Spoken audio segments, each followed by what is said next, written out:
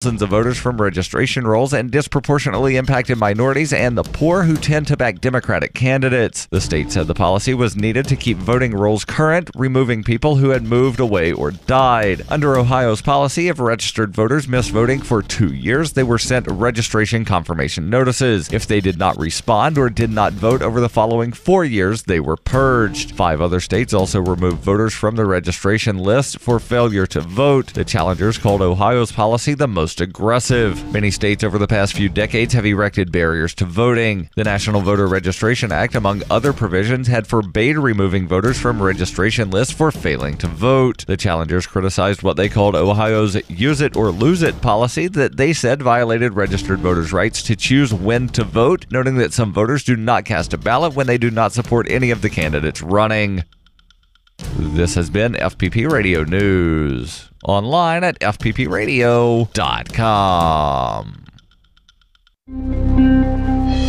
The number of users who actually enjoy Facebook is down to 4, and Apple announces a new iPhone with the N-word on the back, knowing customers will buy it anyway. And now for the delayed and utterly thoughtless romantic gesture that is The Onion Week in Review. Self-identified 9/11 truther Dennis Shaw told reporters Tuesday he's absolutely convinced the United States government has orchestrated an intricate plot to systematically destroy the last 11 years of his life. Shaw, who since 2001 has spent nearly every waking minute poring over footage of the World Trade Center attack and even handing out truther pamphlets every afternoon, says the government is behind the gradual collapse of his personal and professional life, adding that the conspiracy, quote, goes all the way to the top. Before 2001, I'd see my friend Stephen Copley every couple of weeks, and now he won't even answer my calls.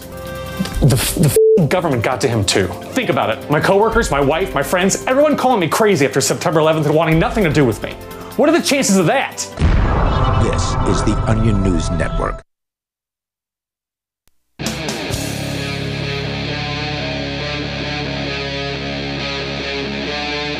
Free Talk Live. It is Free Talk Live, and you're invited to join us here on the radio waves. Our number is 855-450-FREE, like freedom. That's 855-450-3733. We also have Skype. You may Skype in at Skype username lrn.fm. Plus, we've got the Discord on-air call-in line room where you can sound almost like you're sitting in the studio with us here. Go to discord.lrn.fm and just join the first chat room there, and we'll join you, and you'll get on the radio here with us. Now, you can bring up anything you want. Obviously, we always bring stuff to the table worthy of discussing. And I want to welcome back special guest hosts Conan and Ian here. Hey, Conan. Hey. You're normally here Wednesday night. Daryl is gone tonight, and we have replaced him with TJ. TJ the Spy in the studio, my good sir. It's good to be back. You know, I feel so relaxed. I was telling my shrink the other day, they said, is there anything you enjoy? And I said, pretty much the only thing I've ever enjoyed in life that gave me pleasure was being behind the microphone of the Liberty Radio Network, because, you know, inevitably something crazy would always happen. There was never a lack of drama. And so, you know, just having to explain my entire life here to my therapist was kind of like an ordeal. Took a whole, like, 4 sessions just to get, she's like, who's Ian Freeman again? And, you know, FBI and, you know, this and that. And just, it was a wonderful thing. But yeah, I'm great to be back. And, you know, it's great to have you back. Although it's temporary, you're only here visiting for Fork Fest, which is starting up tomorrow. Tomorrow, yes. And we're, of course, getting all packed up here today. Conan's, he's not going. But I got animals to feed. But most of the rest of everybody from this area, I think, is heading up for Fork Fest and or Pork Fest, which is the event following that. And I think Fork Fest is going to turn out to be pretty good. I'm going to guess there's probably going to be maybe approximately upwards of 100 people there, because there's like 45 people in the Fork Fest chat room on Telegram, and some people are already there. People who weren't in the chat room are already up there at Fork Fest. So, I mean, pre-Fork Fest as of earlier this week. So if people are already showing up, you know, 2-3 days in advance, that's well, I came all the way. Hardcore. Yeah. As you know, I came all the way from Denver, Colorado, where I drove here. Drove here because I refused to give the TSA my information, so I drive religiously.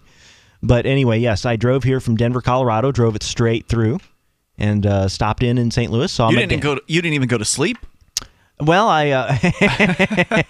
How long is it straight from Denver to New Hampshire? It is a 12-hour drive from Denver to St. Louis, and then from St. Louis to Keene, New Hampshire is another 18. Okay, so you stopped off for in St. Louis for a little bit. No. No. Straight through. Okay. Wow. That's hardcore, man. Oh, yeah. So you're doing Uber driving. Uber you told and Lyft, us. correct. You told us when you'd called in a little while back. So I have an Uber-related story that I've had in show prep for a little bit. We'll get into that. Plus, Conan, you've got a story that you wanted to share about some cop supporters shutting down a woman's business over apparently a Facebook post. As is the Times, somebody decided that they would stand up to this oppressive regime that are the cops and say, we're not going to serve them here. Let's talk about that. Let's start with that story if you've got it ready. I got it ready to go. Yeah, let's do that. So this happened late last year. I'm reading this from news.com.au. And when a coffee shop owner's 23-year-old daughter went on Facebook a rant about police officers late last week, little did she realize it would ruin her beloved business forever. Now, this happened last year, right? Just so I'm not sure when she actually posted, but all right, we're going to get to what happened late last year. Cato Mealy, the owner of the White Rose Coffee House in Lynn, Boston, that's right across the street from us pretty much. Wasn't the White Rose the society that published underground publications during like Nazi Germany times, and they were killed by the Nazis? Yeah, it does ring a bell. Yeah. So yes, it's just right across the river from us, Boston. Went into major damage control when her daughter, Sophie C.K., said she would never allow a coffee with a cop even to take place in my family's establishment ever. Now, coffee with a cop, for those that don't know, is kind of I don't know if it's nationwide, but it's definitely something I've seen before where cops, whether it's the police chief or their spokesperson or whoever it is they select for this. Do they have that here in Keene? I am not sure about that. That's a good question. I know I've had coffee with cops before. And backseat driving with them. Yeah, well, right. We did a ride-along years ago, and they stopped doing ride-alongs after they did a ride-along with us. And it was actually a really good ride along, and we got along great with Shane Maxfield, who was a sergeant, I think, at that time. But so the coffee with a cop thing is where they'll announce that, hey, one of our officers is going to be at Starbucks or wherever, and they'll be there, and you can go ask talk him whatever. To a cop. Or and of course, this article even goes into explain Coffee with a Cop was started in the U.S. in 2011 as a chance for the community to speak with their local police officers over a cup of coffee. When one of Sophie's Facebook friends said her opinion sounds like a mistake, she pushed further. Absolutely not a mistake. Citizens do not need to humanize police officers. Police officers need to humanize citizens, particularly black citizens. Why they seem to struggle with doing considerably and there's a little bit of grammar here, struggle with doing considering they keep murdering them. Sophie was a manager at the White Rose, added. In a separate post, she wrote, I will not be part of the false rhetoric that cops are just misunderstood good guys. They uphold an unjust system in murder without consequence. Wow, what can we do to get this chick to New Hampshire? I don't know if we want her in. When you start getting behind her mother and her political views, probably big Bernie bros. Yeah, I'm thinking the White Rose might have something. The actual title might have something to do with that. Some communist thing.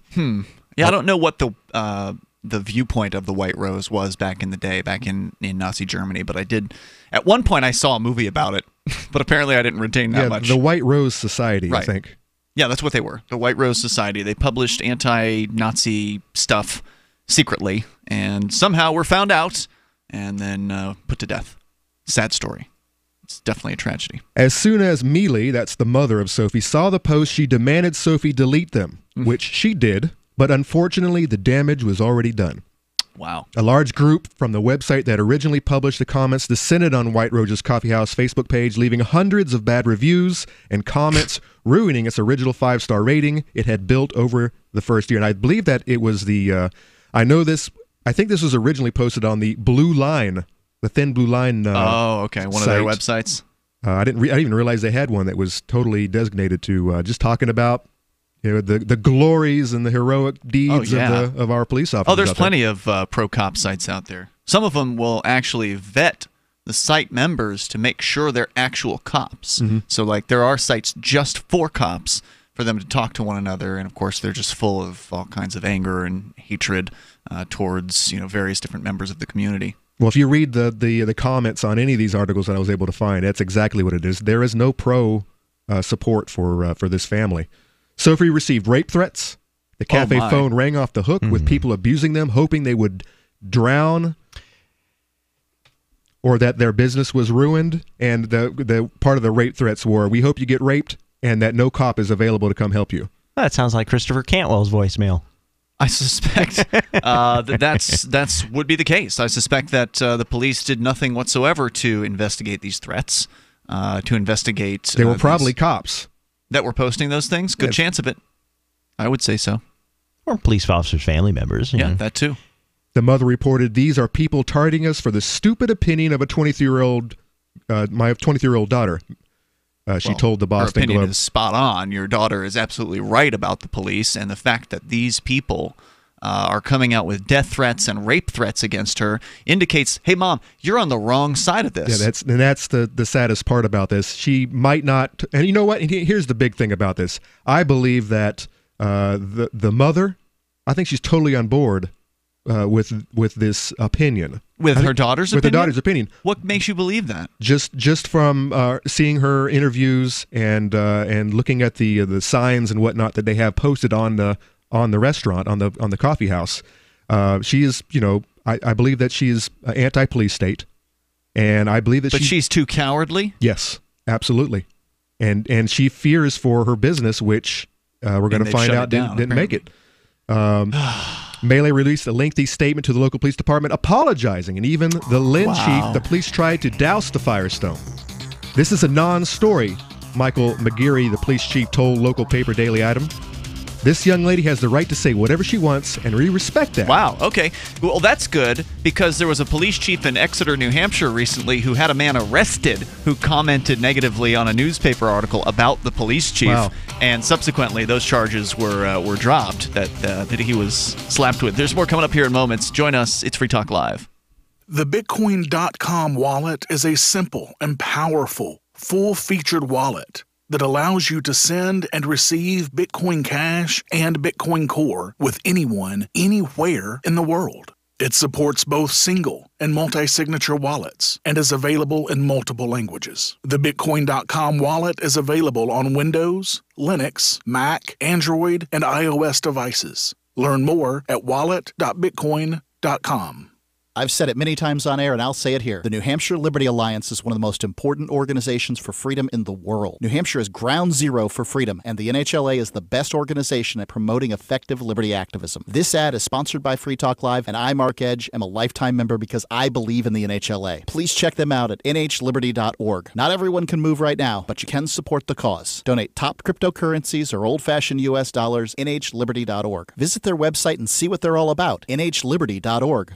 Imagine this is you. You're working late when you get an alert on your smartphone. Your motion-activated Blink security camera picked up something at home. You pop open your Blink app and see the silhouette of a man peering through your kitchen window. The job of a home security system is to help stop crime. Get 3 Blink cams for way less than the other guys, plus an extra 15% off. Visit blinkprotect.com/FTL, like Free Talk Live. Blinkprotect.com/FTL to save 15%.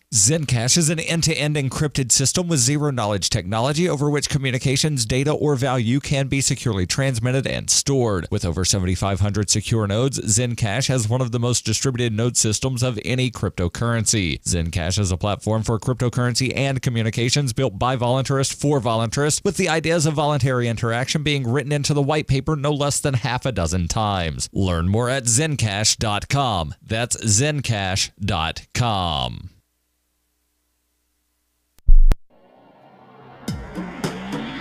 Free Press Publications is an independent, alternative media and publishing company founded in June 2009 with the mission of ensuring a free press for the freedom movement and is committed to spreading the message of peace, freedom, love, and liberty. FPP also gives new authors an avenue for publishing freedom-oriented material. FPP brings you daily news and commentary on the website fpp.cc, as well as a daily 5-minute newscast, FPP Radio News, and weekly news, views, and commentary in the FPP Freedom Minute and Peace, Love, Liberty Radio at fppradio.com, and the monthly newspaper FPP News at news.fpp.cc. Find FPP online at fpp.cc. That's fpp.cc, as in Creative Commons. Here's a chance to do a little activism while you're cruising Facebook, Twitter, or Google+. Between the LOL cats, the recipes, the hot girls, and the inspirational sunrise memes, Free Talk Live's post pass by your newsfeed. Like them, comment. It gives us more exposure. If you don't see our posts, click like at facebook.freetalklive.com and then hover over it to click Get Notifications. It's an easy way to spread the ideas of liberty a bit further. I know you're busy, but you can spare that tenth of a calorie it takes to click on something. facebook.freetalklive.com.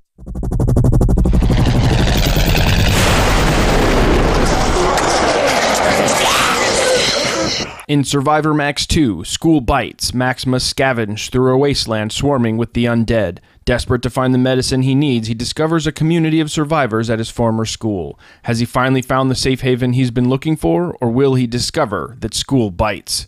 Look for Survivor Max on Facebook, read reviews on Amazon, and read Chapter 1 at survivormax.com.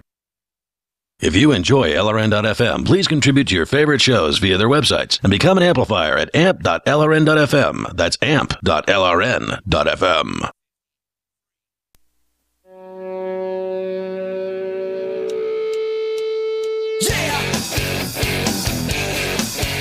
It is Free Talk Live. You're invited to join us on the radio.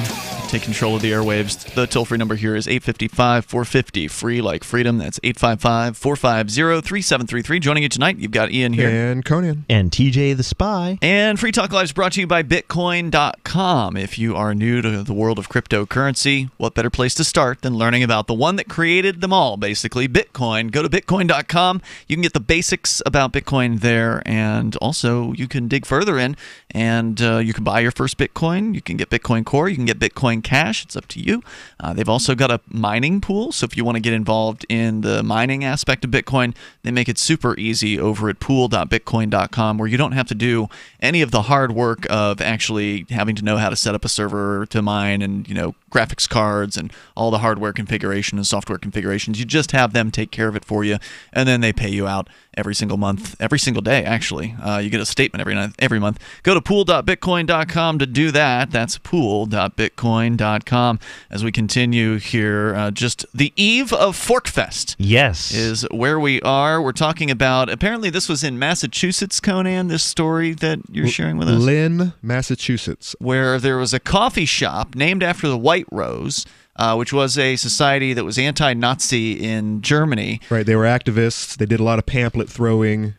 They basically were the resistance. Correct. They were undermining quietly the Nazi propaganda with their own, and until they were subsequently all arrested and by the Gestapo. And now history is repeating itself, where the White Rose Cafe, one of the managers, who was the daughter of the owner, how ironic is all of this, spoke out against police militarization on Facebook.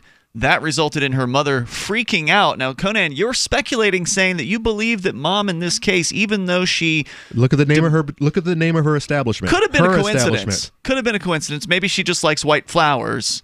I mean, maybe it's not named after the White Rose Society. I don't know. But you're right. That could be a hint. But you're saying that even though mom is trying to backpedal this, or tried real hard to backpedal this, she demanded her daughter remove the comment. She fired her daughter. She made a statement to the police department and, was so apologetic. But yet, she and her daughter were facing death threats. They were facing rape threats, comments, negative, nasty comments coming in on their Facebook page. 5-star review reduced to a 1-star. Ruined by hundreds of commenters who probably have never set foot in the actual restaurant. And I probably missed this story because I don't listen to enough Howie Carr and Rush Limbaugh. You think Howie Carr would have talked about this? Oh, definitely. It's a Massachusetts story. Okay, true. I believe that he probably got his callers. He probably had a poll, and he's like, how many of you agree with this person? How many of you agree with the police?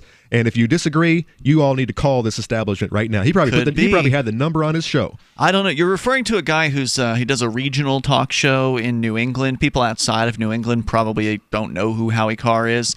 But if you are a talk radio listener in New England, you probably do know who he is because he's all over the place. Big, thin, blue-eyed supporter, big Trump supporter. Oh, yeah. Total Republican, right-wing police statist. Sounds like somebody I'd like to meet as a spy. Would you? Yeah, sure. Why?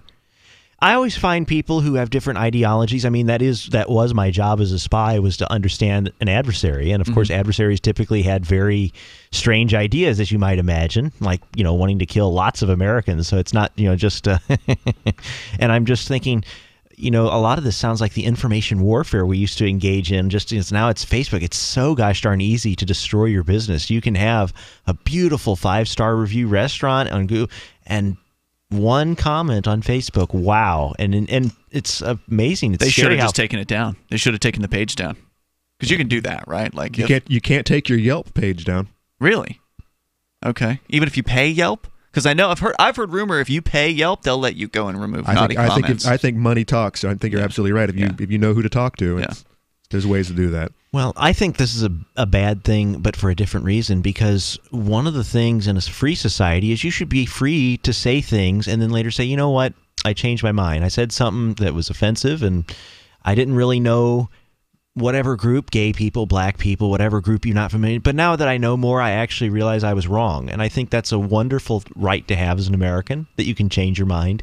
And yeah, but that doesn't mean everybody else is going to accept it, right? But you know what? If this young woman had said something bigotorily against gays or minorities or any kind of minority, and this backlash was to hit their establishment like it did and failed, I'd be like, all right, yeah, that makes complete sense. But public servants, whether they be the military or whether they be the post office or my own position, or whether they be police officers or the fire department, whoever, all she's doing is calling them out for their bad deeds. Yeah, and there are bad deeds out there, a lot more than should be happening. We could fill entire shows. There are a lot of bad apples out there, a lot more than there should be.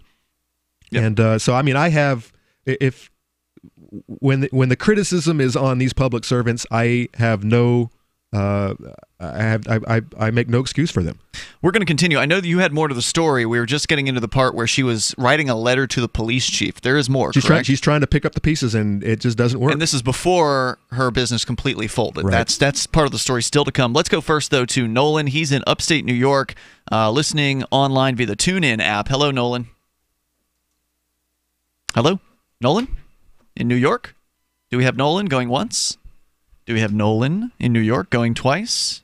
All right, we'll put Nolan back on hold. Maybe he's in a bad cell or there's some sort of switch that needs to be flipped on our board op over there in the network studios. So we'll check back with him in a moment. Let's continue the story here. So sadly, Michael McGeary, the police chief, says, this young lady has the right to say whatever she wants, and we respect that.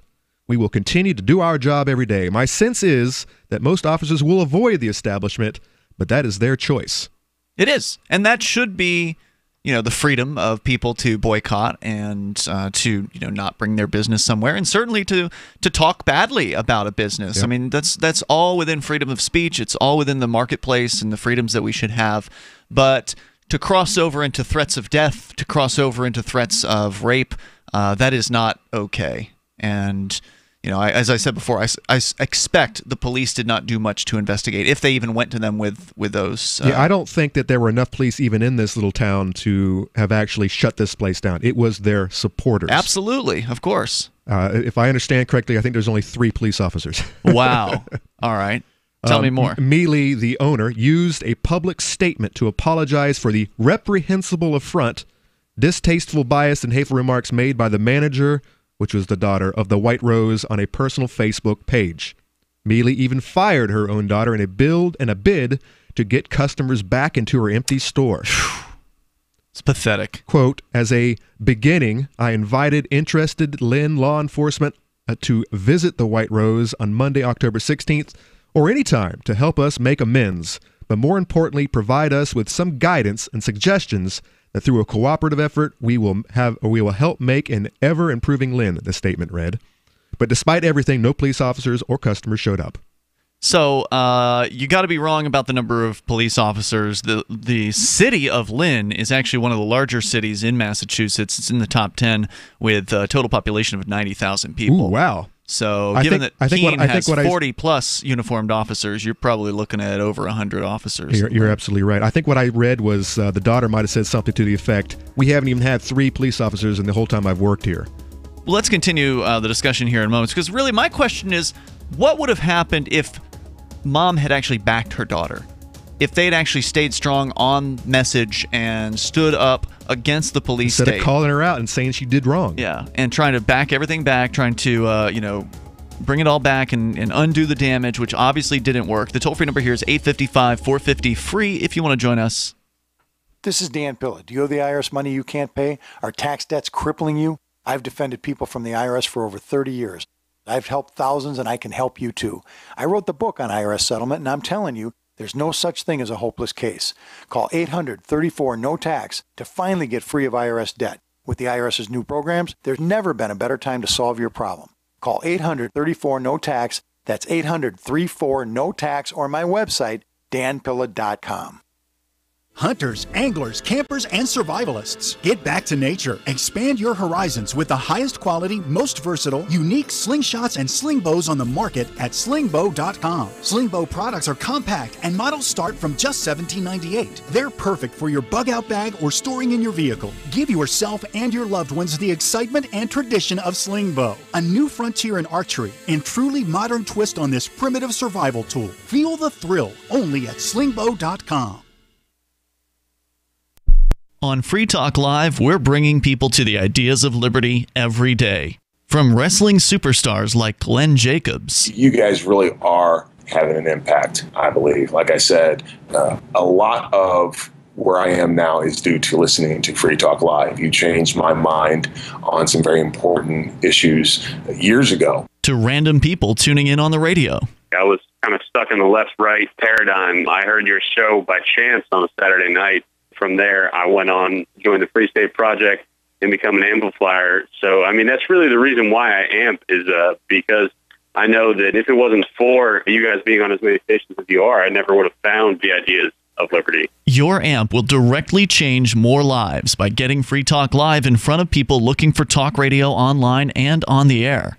When you amp Free Talk Live, you get perks like access to the AMP-only Facebook group and AMP podcast. Visit amp.freetalklive.com. I love My Magic Mud. I drink a lot of coffee. I had stains on my teeth. Then I found My Magic Mud, and I was told it would remove stains. So I paid attention when I brushed the first time. My Magic Mud is black tooth powder, and the difference it made in my teeth in one application was noticeable. With 4, my teeth were as white as you normal folks out there. Please go to mymagicmud.com and buy a jar. There's 150 applications for $25. You can use Bitcoin, mymagicmud.com.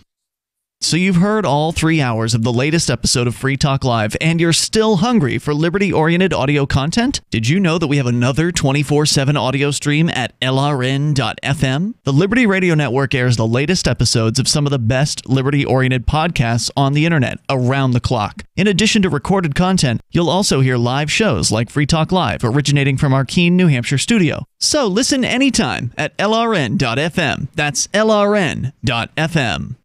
The Free State Project has reached its goal of 20,000 liberty lovers who've pledged to move to New Hampshire and get active to achieve liberty in our lifetime.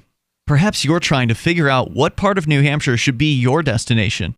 If so, consider Keene. You'll find more than 150 reasons to move to Keene at move.freekeene.com. Keene is famous for its historic, publicity-generating activism, as well as being the liberty media capital of the world. It's home to freekeene.com, New Hampshire's destination for liberty activism, news, and opinion. For years, we've been compiling over 150 reasons to move to Keene at move.freekeene.com, where you'll learn about some of what's happening here and what makes Keene a great place to live. If you love liberty, you'll probably enjoy anywhere you end up in the Shire. But do your due diligence first. Please visit move.freekeene.com for the full list of over 150 reasons to move to Keene. That's move.freekeene.com. Join the LRN.FM Discord for live chat 24/7 at discord.lrn.fm. That's discord.lrn.fm.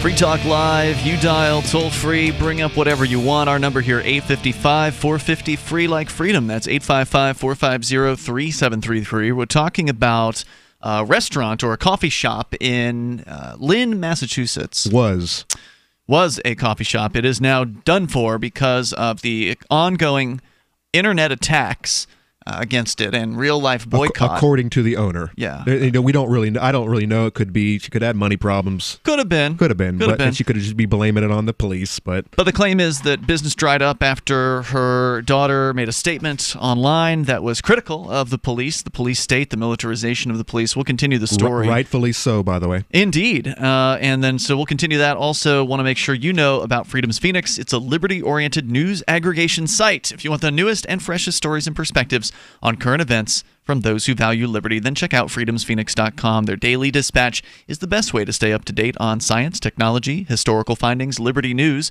government overspending, and the rise of the police state. It's freedomswithansphoenix.com. That's freedomsphoenix.com. In fact, I happen to know that Ernest Hancock from Freedom's Phoenix is going to be heading up to, I believe, both Fork Fest and the Porcupine Freedom Festival, which, again, Fork Fest kicks off tomorrow. So we'll look forward to seeing some of you up there in Lancaster, New Hampshire, which we'll talk about a little bit more here. I believe we actually have Nolan on with us now in upstate New York. Nolan, are you there? Oh, our board op said he was there. Nolan, going once, going twice. We're just going to have to let you go at this point. Oh, you are there. You are there. Yes, okay. Okay, you're really quiet. I think that I'm going to turn you up on my end here. Hopefully the board out there can turn you up there as well. Go ahead, Nolan. Okay. Hi, can you hear me? Yes. Okay, good. So I was watching, I'm not sure if you watched any of the primaries last night, but pretty much if you were a Libertarian Republican, it was not a great night for you. Are you talking about New York primaries? No, I'm talking about last night they had primaries in Virginia, Maine, Nevada, South Carolina. Okay. In Virginia. So last night there was this guy in Virginia who was running as a Republican named Nick Freetoss. He was a Green Beret. He was a Libertarian Republican. I'm not really sure what that means. Well, he was he was a Republican, but he was he was more for, he had a more libertarian voting record. He was more he was in favor of, the Second Amendment and marijuana and stuff like that, which a lot of Republicans. And he came, extremely close to winning the primary. But instead, the Republicans went with Corey Stewart, who's a pro-Confederate alt-right guy. Yuck. And they only went with him because he likes Trump. And then what was even worse was there's this guy, I'm not sure if you've heard of him, named Mark Sanford. Yeah, I don't pay any attention whatsoever to politicians. I really don't care who they are and what they do. Especially if they're not in New Hampshire. Yeah. The only Mark Sanford I know is...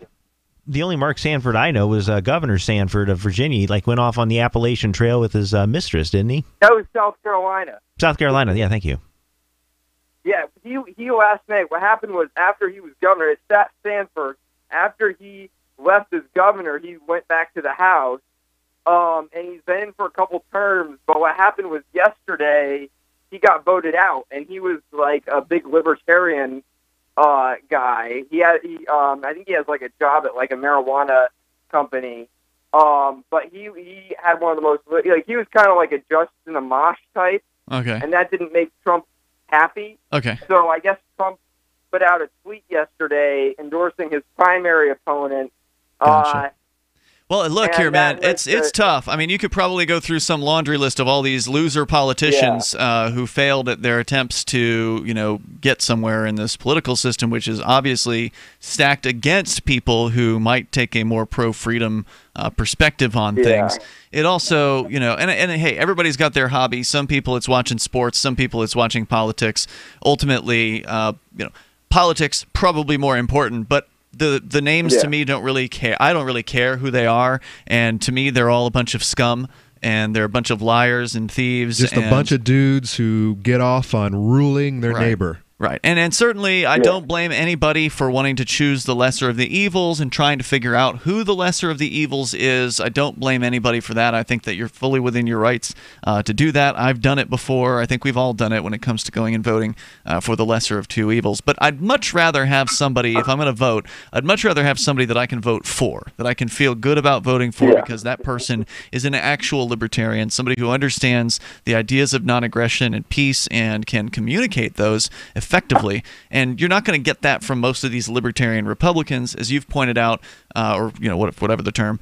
you've pointed out, maybe they're libertarian on a few issues, but they're not really libertarians. They're not people who understand what non-aggression is. And so that's why I would recommend to anybody out there who is concerned with freedom and who wants to find candidates worth supporting, move to New Hampshire. Join the ongoing migration of liberty-loving people, many of whom are running for political office here. Yeah, you can elect Senator Freeman this year. This Libertarian Senator Freeman. I am running for state senate as a libertarian. We should have a fairly large slate of candidates running as a libertarian this year, because the Libertarian Party actually has full ballot access this year for the first time in 2 decades here in New Hampshire. It's actually as easy to get on the ballot here as it is if you're a Republican or a Democrat. And there are so many libertarians here in New Hampshire that many of them are running as Republicans and Democrats. So you may end up having races here where you've got a libertarian running as a Republican versus a libertarian running as a libertarian, and maybe a libertarian running as a Democrat. Wouldn't that be fun if all 3 of the candidates were actually like free staters? So you got to pick from 3 libertarians? Yes, that's called a rigged election. Well, let's rig it, because that's what they would do to us, right? Absolutely. Yeah. Nolan, how do you think the general election is going to go down? What's your feeling on that with all these Trump haters and Trump lovers out there?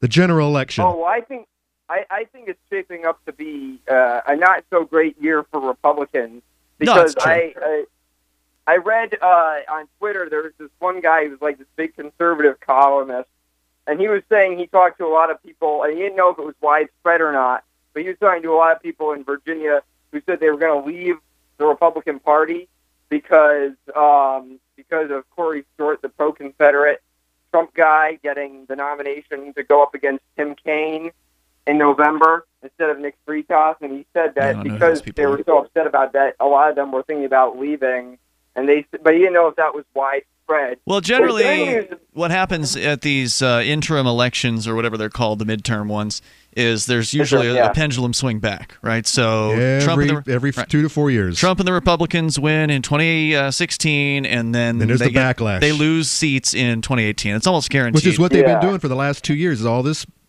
pro-Putin? The Republicans are pro-Putin, and they rigged the election, and now they're making peace with with Kim Jong Yum. And what are we going to do about it? We're unhinged. We got to do something about it. And the pendulum swings back. Trump does deserve some kudos for the Kim Jong-un thing. I mean, that was pretty historic. His first time. Yeah, it was pretty amazing. We talked in detail about that we've this week. Spoken about this on the show before. Dennis Rodman. Made it happen. He's not getting enough credit. The credit that he deserves. Yeah. Dennis Rodman laid the track for this, for sure. Nolan, thanks for the call tonight. Appreciate hearing from you. The toll-free number, again, the names don't really mean much to me, but I feel sorry for these libertarians outside of New Hampshire, man. They're so desperate. They're so lonely. They're beating a dead horse. They're trying desperately to find something to grab onto that feels semi-libertarian, and it's just like, these politicians are not libertarians that you're talking about. I mean, I don't know who they are, and maybe one of them really is libertarian, but I doubt it, right? Because wouldn't we have heard about an actual Ron Paul type libertarian? A Ron Paul. Wouldn't we get the catch wind of something like that existing out there? I don't know, because when Ron Paul was running for president, we never heard any of his speeches. We never heard him going out there to the packed stadiums. I saw Ron Paul speak in New Hampshire. It was no, you did. Yeah. It wasn't on the mainstream media. And by the way, the same thing with love him or hate him, Bernie Sanders. The establishment chose to exclude these 2 individuals. And so, no, I think that they'll just, the way they play the game, they just ignore you. I'm not saying we'd hear through mainstream media. I would say we'd hear through the libertarian channels that these people exist. And they don't. There's more coming up here in moments. 855-450 free like freedom. 855-450-3733. You can join us on Free Talk Live. This November, I'll be running the world's biggest and most popular marathon, the New York City Marathon, as a member of Team Innocence Project. The Innocence Project was the first legal organization to systematically apply DNA testing to cases of wrongful convictions as a powerful tool to reveal innocence. Tony Wright is a perfect example of the power of DNA. The Innocence Project litigated for almost 6 years to get the court's permission for DNA testing. Tony had been incarcerated for nearly 25 years in Pennsylvania and narrowly escaped the death penalty. Tony's case sadly, is not unique. Empowered with the unequivocal proof of innocence provided by DNA technology, the Innocence Project has litigated hundreds of wrongful conviction cases, leading to the exoneration and freedom for more than 180 people through DNA testing. Overall, there have been 356 DNA exonerees in the United States who were wrongfully imprisoned for more than 4,875 years in total. You can help support the Innocence Project and help me secure my race entry in the New York City Marathon by going to run.freetalklive.com. If you or anyone you love has been diagnosed with lung cancer, asbestosis, or mesothelioma, your diagnosis may be the result of job-related exposure to asbestos, and you may be entitled to compensation. Over $30 billion in trusts have been set aside for individuals who have been affected by asbestos exposure. How do you protect your rights and get the compensation you deserve? Call Capital Legal Group now at 800-400-LUNG. Capital Legal Group is one of the nation's resources for settlement of lung cancer and mesothelioma cases. Law firms have successfully recovered over $2.7 billion for their clients in all 50 states, and claims have been paid in as little as 60 days. If you or a family member were diagnosed with lung cancer, asbestosis, or mesothelioma, call Capital Legal Group now at 800-400-LUNG. We'll open a no-cost case review on your behalf. A history of tobacco use or cigarette smoking will not disqualify your case. Visit 800-400-LUNG.com or call 800-400-LUNG. Call 800-400-5864 now. That's 800-400-LUNG. This is Michael Dean from the Freedom Fiends. I've run websites since 1996 and have used over a dozen web hosts in that time. AgristHosting.com is the only one that hasn't broken my heart. Agrist Hosting's uptime and service is stellar, and their DDoS mitigation is the best I've seen. That's important because if you tell the truth in this world, you'll ruffle feathers. And some people will try dirty tricks to silence your voice. No matter what the haters hit us with, Agrist Hosting keeps our websites online. If you have a mission-critical commercial presence or a world-changing activism site, you cannot tolerate any skullduggery. So go with agristhosting.com. Have a WordPress or blog site, but you're not satisfied with performance or uptime? Or just want raw hosting? Want to pay with Bitcoin? Agrist Hosting specializes in high-performance hosting with personalized service. Go to agristhosting.com and click on the button that says Get Hosted. That's agristhosting.com. LRN.FM is proud to announce our official listening apps for Android and iOS devices. Now you can easily tune into our streams anywhere, anytime on your smartphone or tablet. Just visit apps.lrn.fm or search for LRN.FM in the Android or Apple app stores. Please download, rate us 5 stars, then share the link on your social media and let your friends and family know how you're listening to LRN.FM. Download it now, free at apps.lrn.fm.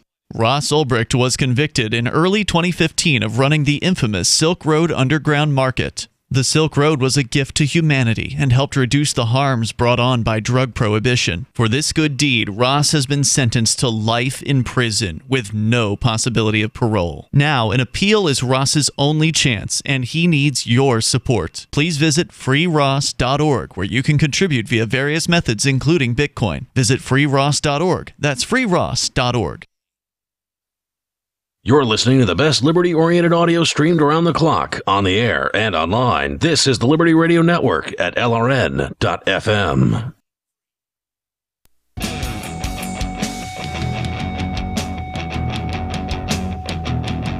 It's Free Talk Live. You can dial in toll-free. Join us on the radio here. The number is 855-450. Free like freedom. That's 855-450-3733.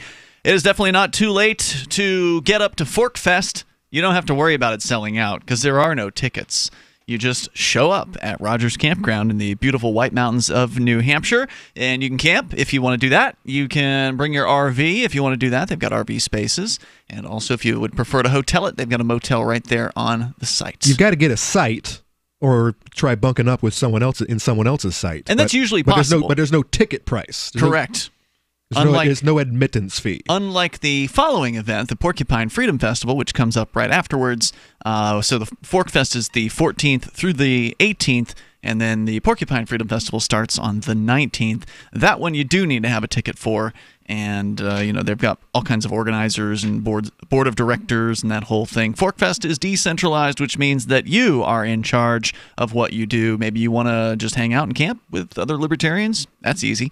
Or perhaps you want to create a thing for the other people there to do. Maybe you want to create an event of some sort. I know our very own Daryl W. Perry, who is not with us on the air tonight, is planning on multiple athletic events that he's going to be holding, including what he calls a beer mile, where participants will have to drink an entire beer after each quarter-mile lap.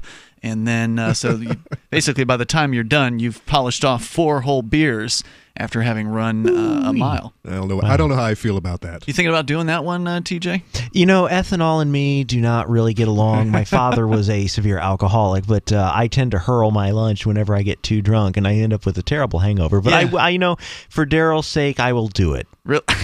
I don't know if you want to. I mean, if you're more likely to hurl, I would imagine you're more likely to hurl if you've ran a mile while drinking. I am a big fan of the ethanol, but I just don't. I can't get my mind around consuming 4 beers in running 6 minutes. No, you're not going to do a 6-minute mile. I am. No, you're not. I could do a 7-minute mile right now. Well, that's very impressive. But taking beer breaks in between each quarter? Yeah, because you got to pound a whole beer. 8 minutes. So you can pound a beer in 15 seconds? Well, I don't know. I've never timed myself. I'm a sipper. I don't know if you get disqualified if you spill any, too. I don't know what the rules are. We don't have Daryl here to tell us about that, but I will ask him when we get up there. So he's putting on things. There's going to be the Alt Expo where there's going to be speechifying going on there. There's a wedding happening on Sunday. You want me to tell you about my event that's going on? I don't know. Do you want to talk about it? Of course I want to talk about it. We're having a letter writing campaign. So that's right. Yes, to Ross Ulbricht in prison. Awesome. So the idea is, we'll have plenty of paper. Are you going to do this right after the beer slugging mile? No, we might do it while people are a little bit more creative. There you go. But no, right around the campfire and just share ideas of like, oh, do you think he made like this? What? Try to cheer him up. Try to give him hope and inspiration because he is facing 2 life You guys sentences should plus do 40 video years. letters. Video letters? You can't do that. How would he watch the video? He doesn't have those. He doesn't have that right to. Nope. When you're a Bureau of Prison inmate, they restrict your federal prison is not a fun row to hoe. I mean, anybody in jail isn't going to be able to watch a video. I mean, there's just no way to send a video. Maybe I don't know that much about jail. But I will say this: what you can do is with federal inmates, if you know the inmate, if they know you, they do have access to an email system where they have to pay like by the word or something like that to send emails. So they do have an email system in federal prisons. I don't know if Ross is able to access that. He may be in a communications management unit. It's funny. He's out actually at ADX Florence. We're in Colorado. So that's near where you live. Yeah, he's just a short 2-hour drive. So I've actually thought about going down there and visiting Visit him. Sure. You probably have to get some sort of advance I've approval. already been looking into that, and I'll talk it over with the family. But you're allocated 5 visitors for friends or associates. I see. And so I don't know if he's allocated all those to his actual family members, but I bet you he hasn't. I mean, just saying, just knowing how it is when you're in jail, people forget about you. Yeah. And they, if you're lucky to have somebody come visit you who's in your family, because it's easy to be busy and get, even if you care about somebody, it's like, it's easy to be busy on the outside, and on the inside, the days are passing quite slowly for those people, and just getting one piece of mail can really make a difference. For somebody in there. So you're going to make it easy for people. You're going to provide the paper, the stamps, the letters, the pens, the stamps. And most importantly, all they need to provide is the love and the creativity. There you go. And, you provide the sentiment and just say, okay, and write and let the words flow. Now, what day is that happening during Forkfest? I haven't decided on that. But I mean, there will be an event. And of course, it doesn't even have to be a particular day, because if you just stop by my tent and you say, it'll be any old time then. Any old time, because you know how I work. I tend to guilt trip people in. I'll do something nice for them and then say, that hamburger I just bought you, you could repay me. You don't give me money. Just write a letter to Ross Ulbricht or something, So that's another thing you'll be able to do. Go to forkfest.party if you want to learn more about what's happening. There are a couple of calendars that are competing because, again, there's no central control. Anybody can do whatever they want. And forkfest.party is, of course, an unofficial website in which links to other places like the forum, the Telegram chat, and more. Let's go to, we got Bad Slave on the line in New Hampshire. Hello, Bad Slave. Thank you. Yeah, wow. The idea of Trump. What about Trump? The idea of that man. Okay. That, he's making America great again, supposedly, right? I mean, MAGA, it's got the red hats, got everything going. Yeah. How is that not a liberty focus? What do you mean, a liberty focus? Well, I think that what made America great in the first place was a liberty focus. Do we not agree on that? Is building a wall around the country a liberty focus? Well, of course not. That's my point. He's not saying, you're not saying Trump is a liberty person. You're saying that making America great again would only happen if it was freedom, right? Is that what you're saying? Well, I think that it should actually lean strongly in that direction. I think we all think America should be more free. And people look at what's going on with the police, what's going on with the bulk of really bad law that's supposed to be the rule of law that runs us all, and also Trump, his wall, Trump, his the boat is completely missed on the Black Lives Matter. The fact that the police hide the deaths that they cause. The police are this White Rose. I just watched a short YouTube of the woman, Cato, I guess her name is. Yep. Is this the mom or the daughter? Cato Mealy. The mom. She believes in the anti-Hitler thing. Which, oh, really? So it wasn't a coincidence why they called it the White Rose. She's anti-bigotry, anti-fascist, anti-alt-right. So what you're saying is here, and thank you, by the way, Bad Slave, for that call. You had speculated that she was anti those things, and now you're saying it's more confirmed. Basically, he's saying he confirmed it. He's seen a video about that. The video in the interview, you can tell, but if you actually look at her establishment, she has posters on, and this is not the daughter, this is the mother. Right. Anti-nationalist sentiment on her windows. And, of course, she changed the name of, she changed the Pilgrim, which is a sandwich or something, to the vegan caprice or something like that. And then they celebrated Indigenous People Day, which I'm in support of myself. But I mean, she's very definitely questioning a lot of the normal sentiment that. So this was a huge mistake, in my opinion, right? So for listeners just tuning in, we're talking about a coffee shop called the White Rose in Lynn, Massachusetts. It was a huge mistake to throw her daughter off the bus. Yeah, Not only did she lose the argument that I believe that she taught her daughter to support, but she lost her daughter. And then she lost her business after that. She could have stood up and she could have gained the support of everyone in our group, at least. Right, even if she is completely left-leaning like she is. Yeah. I don't go to restaurants, but I might frequent that facility just because of her sentiment. Because she would have had the courage to stand up. Correct. Like her daughter did, who was a manager at this coffee shop. She posted on Facebook a very pro-police accountability, anti-police violence, anti-police state statement, and her mom tried to walk it back in whatever way she could while holding similar beliefs. So, I mean, it's the ultimate act of cowardice on her part, and you know what? The world doesn't, in my opinion, it doesn't reward cowardice, And so she's actually trying to hide her real viewpoints. There's probably plenty of people who know, they've been to the shop before, they know what her actual viewpoints are.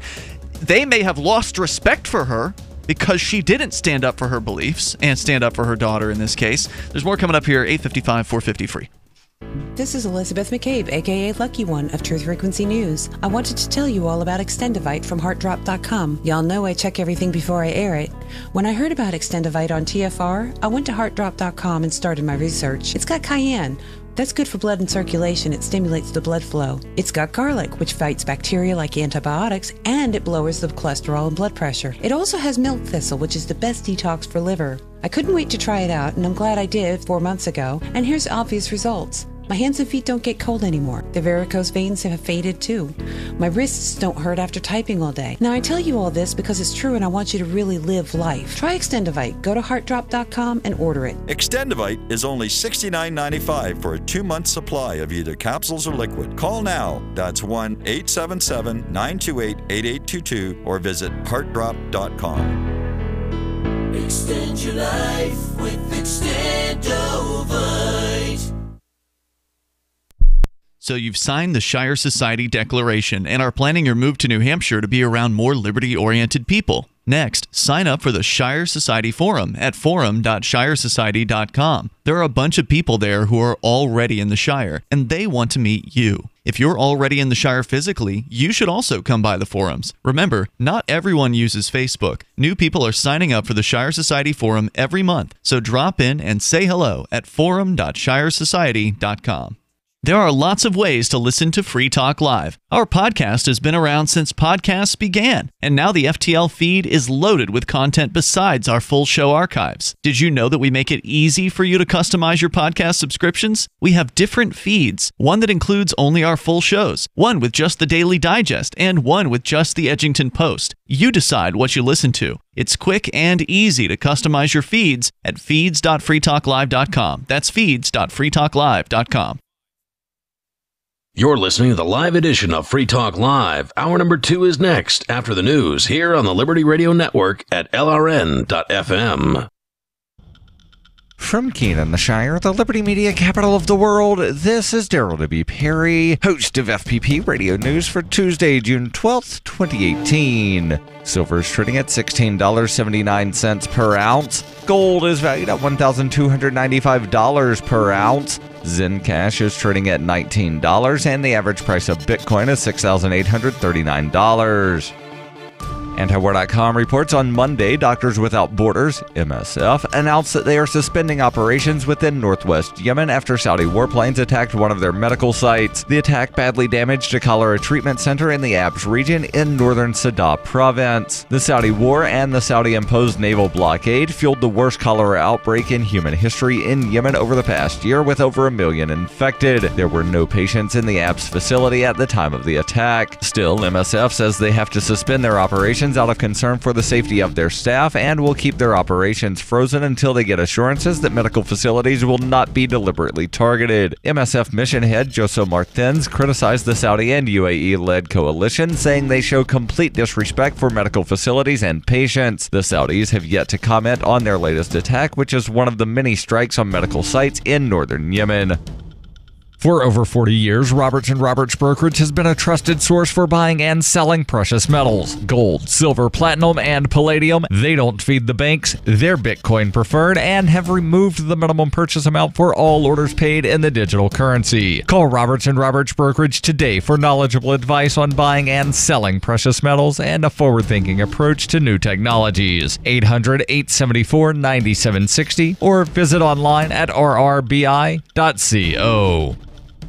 UPI reports the Maine Bureau of Motor Vehicles, BMV, announced on Monday it will offer the option of a non-binary gender designation on driver's licenses and other identification cards. The BMV said in a statement that those who wish to identify as a non-binary gender will have to fill out a gender designation form, and the BMV will issue a sticker for the license or identification card that reads, "Gender has been changed to X, non-binary." By next year, the sticker will be phased out, and the non-binary gender will be designated on driver's licenses and identification cards as X. The decision came after the Maine Human Rights Commission filed a complaint last year on behalf of Maine resident Ian Meredith Danae Lindsay, who wanted to be designated as a non-binary gender but did not have the option to do so. Danae Lindsay said, "Words cannot adequately express the relief I feel and how happy I am that my ID will now reflect such an integral part of my identity and who I am." Vermont and Washington earlier this year began offering a gender X designation on state documents, including driver's licenses, identification cards, and birth certificates. Zencash is the world's first private, distributed, and reliable platform for communications, transactions, and publishing. Zencash features documentation and wallets in many languages that are available for Linux, Mac, Windows, and Android devices. Learn more at zencash.com. That's zencash.com. Reuters reports the U.S. Supreme Court on Monday revived Ohio's contentious policy of purging infrequent voters from registration rolls in a ruling powered by 5 conservative justices and denounced by liberal Justice Sonia Sotomayor as an endorsement of the disenfranchisement of minority and low-income Americans. In a 5-4 decision in the closely watched voting rights case, the High Court overturned a lower court's ruling that Ohio's policy violated a 1993 federal law enacted to make it easier to register to vote. All 4 of the liberal justices dissented, and top Democrats said the decision will boost what they call Republican voter suppression efforts. But other states may now follow Ohio's lead. Voters purged from registration rolls who challenged the policy in the Republican-governed state argued that the practice illegally erased thousands of voters from registration rolls and disproportionately impacted minorities and the poor who tend to back Democratic candidates. The state said the policy was needed to keep voting rolls current, removing people who had moved away or died. Under Ohio's policy, if registered voters missed voting for 2 years, they were sent registration confirmation notices. If they did not respond or did not vote over the following 4 years, they were purged. 5 other states also removed voters from the registration list for failure to vote. The challengers called Ohio's policy the most aggressive. Many states over the past few decades have erected barriers to voting. The National Voter Registration Act, among other provisions, had forbade removing voters from registration lists for failing to vote. The challengers criticized what they called Ohio's use it or lose it policy that they said violated registered voters' rights to choose when to vote, noting that some voters do not cast a ballot when they do not support any of the candidates running. This has been FPP Radio News. Online at fppradio.com.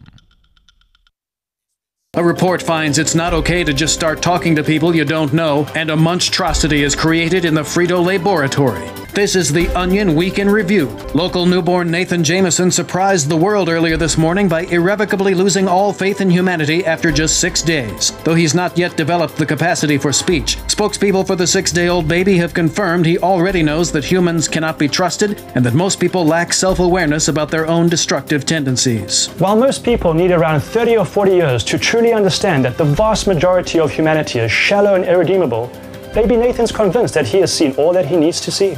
People have been nice and even brought him toys and presents. But the fact is, Nathan knows they're all full of shit. And in this week's science report, botanists discover trees are all slowly trying to strangle each other. In other news, a fun-loving turtle is all business when it comes to feeding time, and a partygoer rolls a couple of fat burritos to pass around. This is the Onion News Network.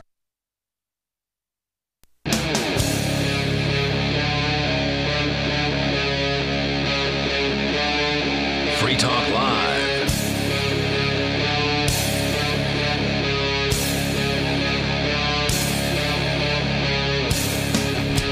Hey, it's Free Talk Live. We're launching into the second hour of the program. As always, you can take control of the airwaves if you want to join us on the radio and bring up whatever's on your mind. Our number here, 855-450, free like freedom. That's 855-450-3733. Joining you in the studio tonight, it's Ian. And Conan. And TJ the Spry coming in from Colorado. He's spry and a spy. Yeah, good to have you back, TJ. Of course, we've been talking about this lady in Lynn, Massachusetts who had her business targeted. There's not much more to the story, but I just wanted to kind of recap and reflect on this one because I think there's some lessons to be learned here for those of us who actually are fans of keeping the police accountable. Some of us in this room have experienced exactly what has happened here in this situation where we have been. We've never run a coffee shop and had it shut down. We've had businesses or had places of employment that have been shut down and targeted from us. That's true.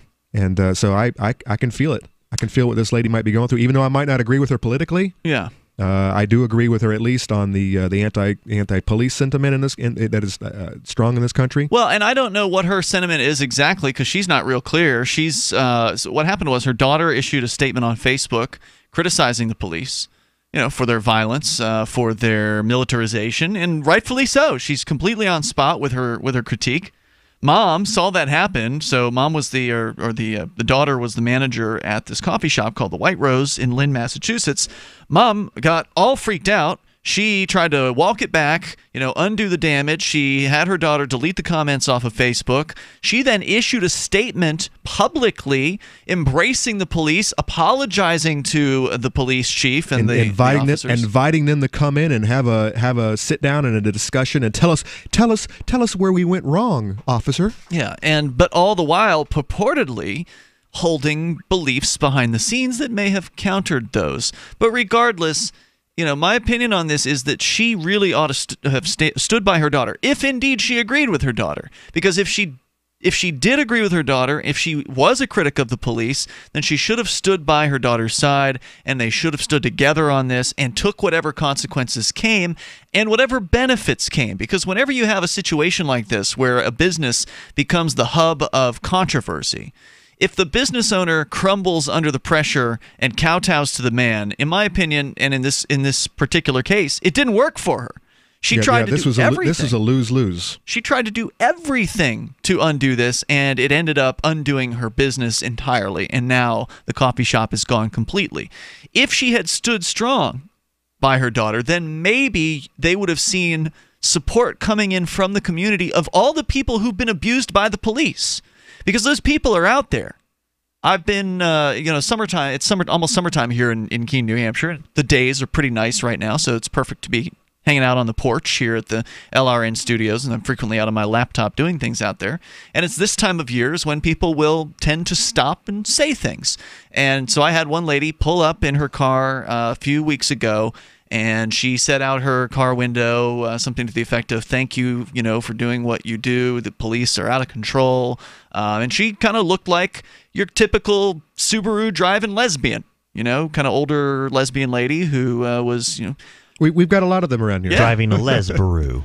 There you go, the Lesbaru. Lesmobile. And she had very nice things to say and very complimentary. And that's not the first time things like that have happened. People have had experiences with the police, but they don't come out of the woodwork generally because they are scared. So I understand why they're afraid of this type of backlash. Yes, coming down on them or their business or the business. place of employment. So I don't. It's hard to blame the mom for being such a chicken, because that's the way most business owners would operate in this situation, is they would try to undo the damage, they'd try to, do damage control, but ultimately it didn't work for her. And so I feel like if she had just gone in the other direction and gone full on in support of her daughter, they might have had a chance to survive. It may not have still worked out, but they might have had a chance, because then you would be able to uncover those members of the community who agree with you. Yeah. Here are her closing remarks. This is Cato Mealy, the mom. "I've lost my business and I've lost my daughter. I don't know how this story just keeps building, but I need people to leave me alone. I'm closing my business so I can stop being harassed." Wow. Toll-free number if you want to join us here, 855-450-FREE like freedom. That's 855-450-3733. You might want to just go ahead and leave town while you're at it as well, because, that kind of thing could follow you. This isn't a small town. We looked it up. Lynn's about 90,000 people. It's a big town in my book, but... But still, things in New England tend to be pretty small. Even though there's 25,000 people here in the Keene area, or 23,000, everybody knows everybody. So, 90,000 ain't that much bigger than 23,000. So, if you want to join us, you can. The toll-free number again here is 855-450-FREE like freedom. TJ, the spy, joining us here tonight. You're uncharacteristically quiet. Oh, I'm just listening to the banter going back and forth. I'm just waiting for a moment, because I'm like, well, I don't have much to comment on this topic, and we've been talking about it for about an hour, and I was just... You don't have comments about police abuse? And he just drove straight from wherever. Oh, yeah. How many he straight went to hours? Sleep last night. He got here last night. Oh, okay. Yeah. I thought he just got here. No. He got here at 1 a.m. last night. The only thing keeping him alive is the caffeine. Oh, absolutely. Actually, it's the methylphenidate. Or something. And you know what? And actually, I don't have a lot to say about these types of stories, because I'm not a pro police fan. I don't come from a pro police family, but a pro military family. Okay. And so there's a certain sentiment that I grew up with that prevents me from getting into these types of conversations, because I'm kind of a peacekeeper. A peacemaker. I don't like rocking the boat. But you had a television show, Conan, where you rocked the boat in local politics. Against politicians, Okay, not the okay. police. The politicians are the psychopaths in my book. The police are just their minions. They're just their highly paid minions. Yeah, they're highly paid underlings. And just, I would that, like to that say, are just carrying out the bad law. They're just following orders, guys. Just following orders. I would like to tell Okay. any keen politicians that are listening, I can totally be bought off. Everyone else in this town is for sale. So am I. And so I thought it would be wonderful if I could actually become a City of Keene employee. And unlike most of the Keeniacs, I actually have the impeccable credentials, the college degree, and the lack of criminal history. You worked for the federal government, and you've listed your address at this location. Yes, and exactly. Yes. There's a big red flag on this flag that goes off, and a big red light that goes off, and a horn whenever this address gets mentioned. That is a truth, because when I took a friend over to get his driver's license, he was between houses, so he didn't have a permanent address, so he had to have a notarized document saying he was homeless. So I took this document, this certified affidavit of indigency as they call it, and this was his proof that he lived here. And they had never seen one of these before, even though it's listed on the DMV website clearly as an acceptable proof of address. And they took it in the back. Right there on the wall. On the wall. And they said, it's him. Freeman. Ian Freeman. And they had to go back and talk with a manager to see if it was an acceptable document. But they took it, though, right? They accepted it, yeah. Well, they didn't want the cameras coming back in 15 minutes later and asking what's the deal here. It says right here in the wall that this is good to go. Right. Yeah, I was going to grab, actually, that was my next move. I was going to grab the poster off the wall and say, ma'am, I used to work for the federal government, so now here's how this goes. We have one document from A, and one document from B, and one document from C. Now, if you don't want to give them a driver's license, this is going to be a very awkward situation. And it worked out. Oh, it worked out just fine. But, they mainly were just, they had never seen an affidavit of indigency before, and they were, alarmed that it came from Ian Freeman. Freeman's up to something. Yes. They didn't know what you were trying guy. to pull, so they had to consult a supervisor to make sure you weren't trying to pull a shady Get the one. lawyer in, the state lawyer. So, in other news, we got an Uber-related story. We haven't done one of these in a while. This is pretty fresh off the Telegraph over in the UK. And you, TJ the Spy, happen to be an Uber and Lyft driver out in Denver, Colorado. I am. That is my covered job. I actually work a 10-hour shift every day, and I go out and pick people up from the airport and get to see all parts of Denver, drive up the pretty mountains. I've been to Breckenridge and Colorado Springs and all over the state. So the airport's right there. It's not in the... It's right there in Denver, yeah. That's convenient. So now the money works out for you, because some people say after they take out their costs of gas and repairs that they're not really making that much doing Uber. Yeah, I'll tell you more about the finances of it when we come back from break. We'll continue here, your calls and thoughts, but also the headline that we're going to discuss here in a moment is that Uber, they say they can tell whether you're drunk simply by the way you're holding on to your phone and using your phone. We'll tell you a little bit more about that. He's slurring. Yeah, 855-450-FREE, 855-450-3733. You can join us here on the radio. This is Free Talk Live. She seems happier. Her fur is so much shinier, silkier, softer. She has really mellowed a lot. Sheba is 105 lean pounds of shiny, smooth, happy dog for life. The shedding has stopped. The itching has stopped. Since 2001, we've helped more than 250,000 dogs get over their nutritional deficiency miseries. And saved our customers bazillions in vet bills. Everything we tried failed except the Dynovite. Come to Dynovite for help. DINOVITE.com. If you want the dog to be healthy, you got to feed it something healthy. The omega-3 fatty acids, flaxseed, zinc, alfalfa, the digestive enzymes that are cooked out of regular dog food. Dynovite is nutrition. Dynovite for life. Don't let your dog itch, scratch, stink, or shed like crazy. Come to Dynovite for help. 859-428-1000. 859-428-1000. DINOVITE.com. Imagine this is you. You're working late when you get an alert on your smartphone. Your motion-activated Blink security camera picked up something at home. You pop open the Blink app and see the silhouette of a man peering through your kitchen window. You dial 911 and the police roll. The job of a home security system is to help stop crime, which is why I chose Blink. Get 3 Blink cams for way less than the other guys, plus an extra 15% off. Visit blinkprotect.com/FTL. blinkprotect.com/FTL. Good technology is good, but the philosophy behind the tech is important. And Zencash was made by voluntarists with the ideas of voluntary interaction being embedded into the white paper. With no central authority or single point of failure, Zencash is more resilient than a traditional corporation. Everyone has an equal opportunity to participate in decision-making, which empowers stakeholders and makes Zencash less susceptible to third-party influence. And Zencash allows for secure private transactions. Learn more at zencash.com. Is spreading the message of liberty, cryptocurrency, and peace around the globe worth $2 per month to you? As you may already know, in addition to our internet feed, LRN.FM broadcasts on free-to-air satellite across North and Central America, as well as Sub-Saharan Africa. And we've been available on satellite for free 24/7 since 2010. The LRN.FM free-to-air satellite signal is reaching some of the most oppressive regimes in the world, and there's no doubt our ideas are making an impact. You can learn more about the channel's impact by watching the 3-minute video at fund.lrn.fm.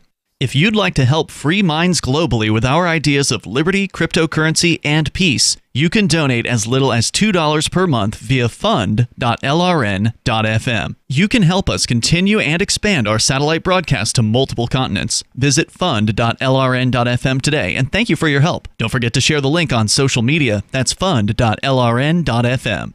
LRN.fm now has a Discord. Discord is a free text and voice chat platform, and we now have our own server with a bunch of channels at discord.lrn.fm. You can join other listeners as they chat about various things during our live shows, or anytime, day or night. Discord software is available cross-platform, so you can have it on whatever device you want and take your chats anywhere. Join our Discord at discord.lrn.fm. That's discord.lrn.fm.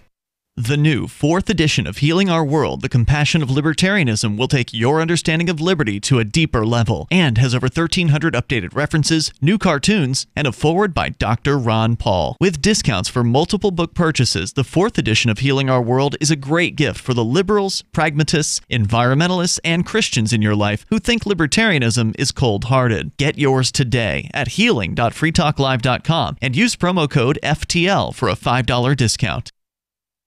Do you love Twitter? Make sure you favorite the LRN.FM Twitter account so you can receive our tweets at twitter.lrn.fm. That's twitter.lrn.fm.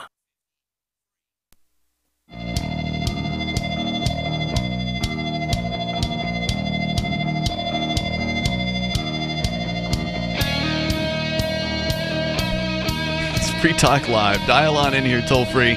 Our number is 855-450-FREE like freedom. That's 855-450-3733. We're talking about Uber, and apparently they say they can determine whether or not you are drunk from how you're handling your phone. We'll tell you about that here. And, of course, in the studio with you tonight, you've got Ian. And Conan. And TJ the Spy. I want to make sure you know about the Blink Home security system. It is so affordable and wireless. So you really got some of the best of both worlds there. It's actually an affordable system, especially if you use this URL to go and get it.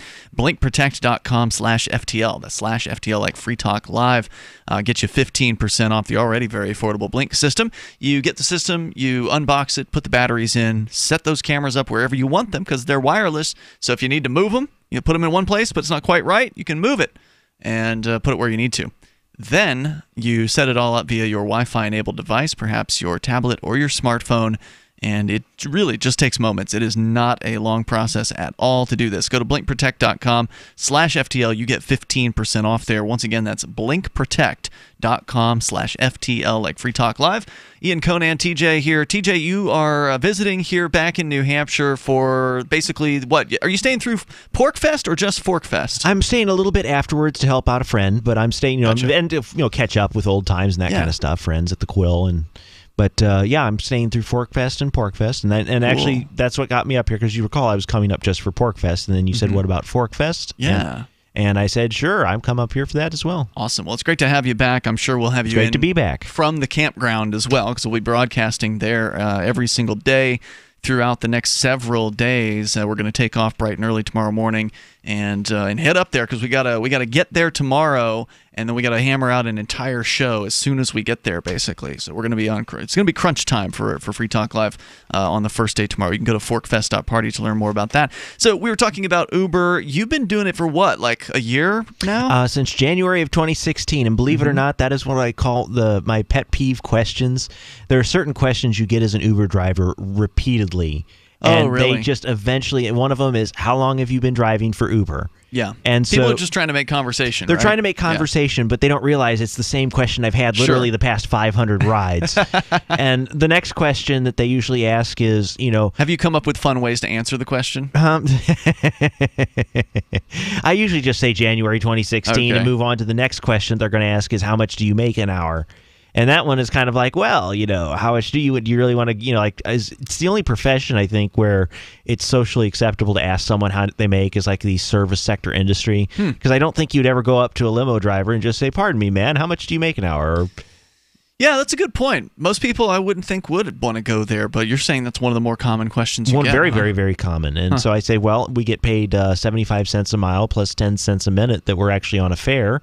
And we have Now, wait a minute. Isn't it 75% of the entire fare? So the way the fare is calculated, for us, it's actually done based on the mile and the amount of time we wait. Right, but Uber has different fares for different markets, right? So it might be $1 a mile in your market, but it might be $1.50 a mile in a different market. Yes. So you'd get 75% of the entire take. When I was in Uber as a driver for a short time, that's what it was. It was started at 80%, and then they cut it down to 75%. After Uber takes about a third to a half for their booking fees. Really? Yes, they take a very large percentage. So wow, it's gotten a lot worse then over the years because it used to be 20%. We have a huge supply of people willing to drive for Uber, so it's So they've just been screwing them harder and harder. I prefer to say the market has been operating efficiently to meet supply and demand, but some would say. Some would say screwing over the driver because we get less money, but I would say, well, it's helping the passenger because they have to pay less money for a fare now. That is true. So believe it or not, a lot of my customers are the working poor. Okay. And they don't have a car. Exactly. And so the bus might be $3 and take an hour, and you got to stand out in the cold. But with an Uber, it might be $6. And you get there in 15 minutes. So then it becomes, are you willing to spend... So what's your time worth? Yes. And a lot of working poor say, hey, I'd rather spend $3 and get an extra 45 minutes with my kids, make some coffee. Good point. And, it's worth it, to take an Uber on a cold, snowy day. Yeah. Or on a cold day. Do you ever get the same customers? I mean, you're in a big city like Denver. Do you ever see the same people twice? I have never, out of 1,000 rides I've given in over 2 years, never had a repeat customer. That's amazing.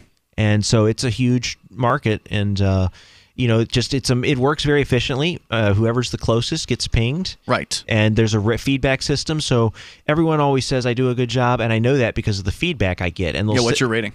My rating is 4.91. Nice. So now they'll actually cut you off if you go below a certain rating, like 3.6 or 4.7. Is it 4.7? Yeah, very high, because most people give 5 stars. They're very forgiving, but. I try to, dress nicely, open the door for them. There's water in the back, and there's chargers for all the phones. Perfect. That's what people expect, right? Well, it's not what they get, because frequently they'll say, man, you have every charger in the back, or you have a power inverter, and I can plug in my laptop, and you have Pandora. You mean I can pick my own music? And I say, absolutely, put on whatever you want. I'd be careful with that one. What? Because you don't want to hear what other people want to listen to? I don't want to hear any jazz. Well, you're not the driver, man. I would be the driver. If you were in his role, you'd want to make your customers happy, wouldn't you? That's what I do. So I would play something that is universally accepted. No, jazz is not Believe universally it or not, accepted. I actually play Bill Evans jazz as my standard because there's no lyrics. It's not offensive, and if someone doesn't like it, they can change it. And that's what I love about it is I don't have to take my hands off the steering wheel. No, wait. So how are they going to change it from behind this? I have a smartphone that's Velcroed to the back headrest of my car, and then I have a Bluetooth speaker that's really nice, and it pumps out a nice volume tone. So wait, so they're using your extra smartphone to run Pandora, basically? And exactly. That's all that's on the phone? Yes. Okay. So they can't get in your email account? Correct. I set it up that way, and it tethers off my Wi-Fi, so it streams live, and that's awesome. And they're like, and I have magnetic catches. It's just little tiny details. Little touches, yeah, sure. Like the cables are not clipped on; they're magnetically mounted, so they can just grab whatever they need, whatever cable they need to charge their phone. That's so cool. And they comment, they'll say, wow, you just have really thought of everything. And I say, well, no, if you have any ideas, I'm always willing to listen. As an engineer, right. That's what I like to do, is take ideas and make them reality. Now, you are known as a bit of a chatterbox, so do you find that there's some customers, do you ask them, hey, do you want to talk, or should I stay quiet? My rule is I will answer their questions. If there's traffic or safety, I will be paused. I'll say, hold that thought for a moment, and I'll complete the traffic maneuver that I'm doing. Mm-hmm. But I'm always happy to talk to my customers. Personally, I prefer to remain silent and focus on the road for safety. But a lot of people just get uncomfortable in the back, and I understand that. If you're out of town, you feel alone, and I want you to make you feel welcome to the city of Denver. That's my goal whenever I pick somebody up from the airport, make them feel welcome. You know how much of a chatterbox I am? Yeah. No. When I drive people around, because I do Mondays and Tuesday mornings, I drive people around all mornings. Yeah. In Keene, I dropped someone off in Keene, West Keene, and I didn't know where I was after I dropped him off. Because you were talking so much? I was completely lost. I was just listening to these like left, right, and by the time I dropped him off, it's like, oh, crap, where the hell am I? If I didn't have GPS on this phone, you wouldn't have gotten out of there. I don't know where I would have. I'd still be out there right now. Toll-free number tonight, 855-450, free like freedom. That's 855-450-3733. I also wanted, customers to be as comfortable as possible, so I'd just ask them straight up when they got in, like, hey, do you want me to talk to you, or do you want me to stay quiet? I'll do whatever I just start you talking want. about roundabouts. There's more coming up here in moments. We'll also tell you about how Uber says they might be able to tell if you're drunk when you're using your phone to order your Uber. More coming up here in moments. 855-450, free like freedom. This is Free Talk Live. Looking for that edge during those intimate moments? We see many ads for enhancement, but the side effects include death. At GCN Team, we should change the Healthy Body, Brain, and Heart Pack to the Healthy Libido Pack. The brain and heart are not the only organs that require a healthy vascular system. For proper blood flow at the right moment, go to GCNteam.com or call 877-878-4203. That's 877-878-4203. That's 877-878-4203. Get the ultimate knife at an ultimate price. The Fox Karambit knife. Finally available in the U.S. The Fox Karambit knife opens with one hand, faster than you can pull a handgun. For utility, for defense, and for way less than other knives of this caliber. Go to theultimateknife.com. Truly the best knife you will ever own, and only available at theultimateknife.com. Use promo code radio at checkout for free shipping. Get the ultimate knife at the ultimate price at theultimateknife.com. If you live in Williamsburg, chances are good you've seen them. Giant piles of beard hair rotting in the streets. Don't worry, it just means hipster molting season is here again. Experts say the husks of dead beards don't pose a threat to public safety and are just part of the natural life cycle of these strange organisms. Once a year, all at the same time, every 20-something urban male sheds his ironic beard to make room for larger, more fanciful facial hair. They need the beards. They're a tough exoskeleton that protects these young people from the non-whimsical realities of life. The U.S. Fish and Wildlife Service says it's the largest molting season on record. In Brooklyn, sanitation crews are working overtime to clean up the loose whiskers the exuviating males have left behind. The affected youth's molting season comes right before their mating season, when the males use their lush beards to impress the local hordes of burlesque females.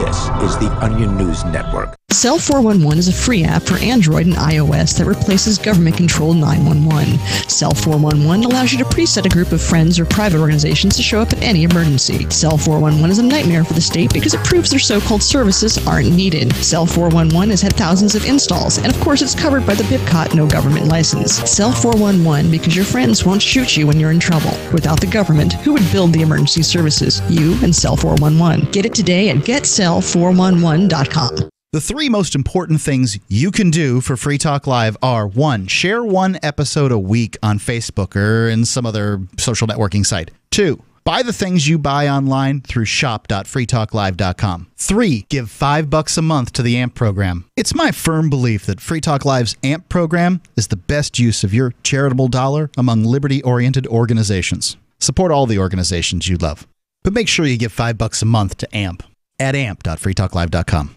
Since time began, tyrants have taken aim at personal liberties.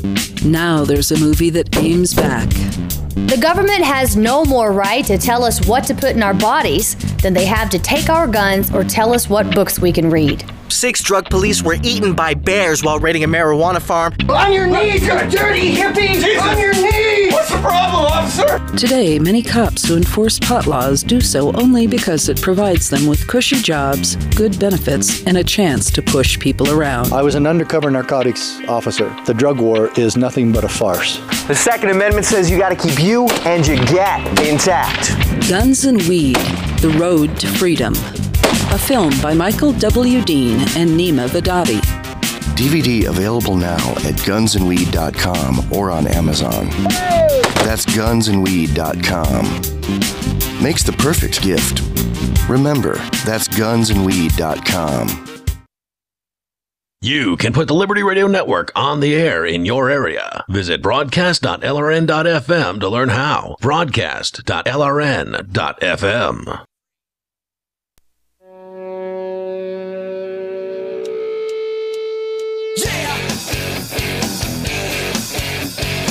It's Free Talk Live. You can dial toll-free.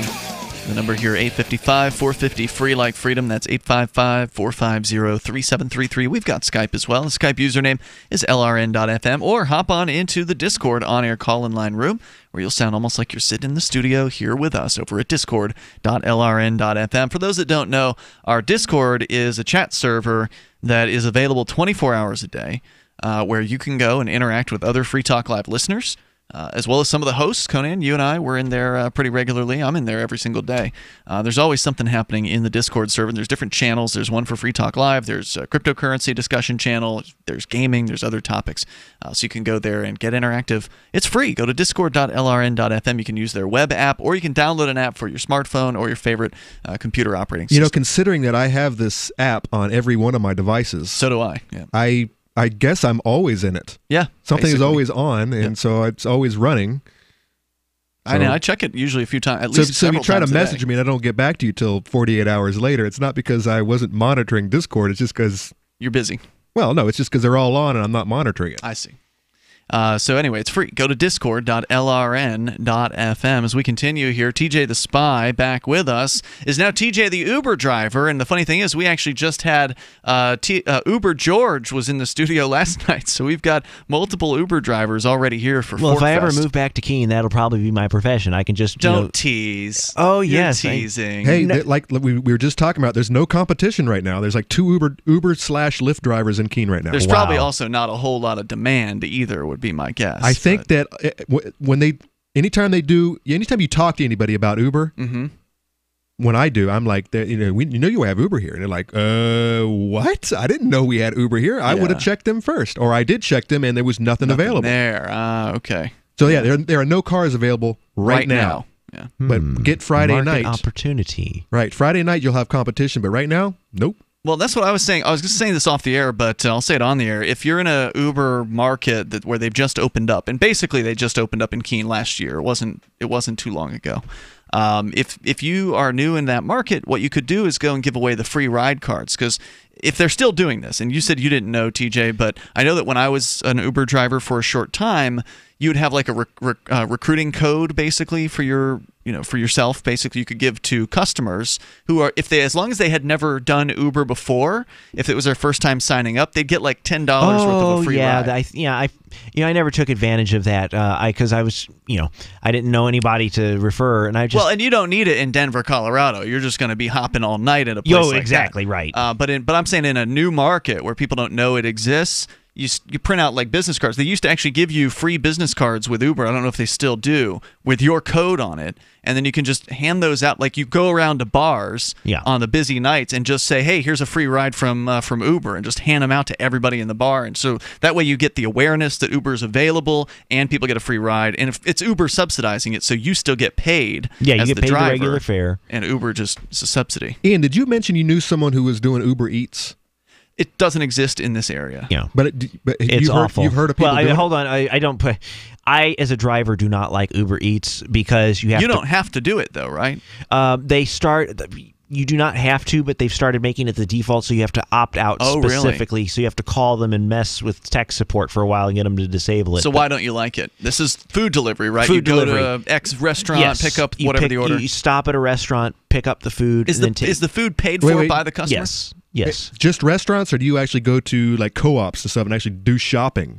Just restaurants. Just restaurants. And so does that Uber Eats actually exist? The grocery shoppers? There's a different company called Instacart that does that.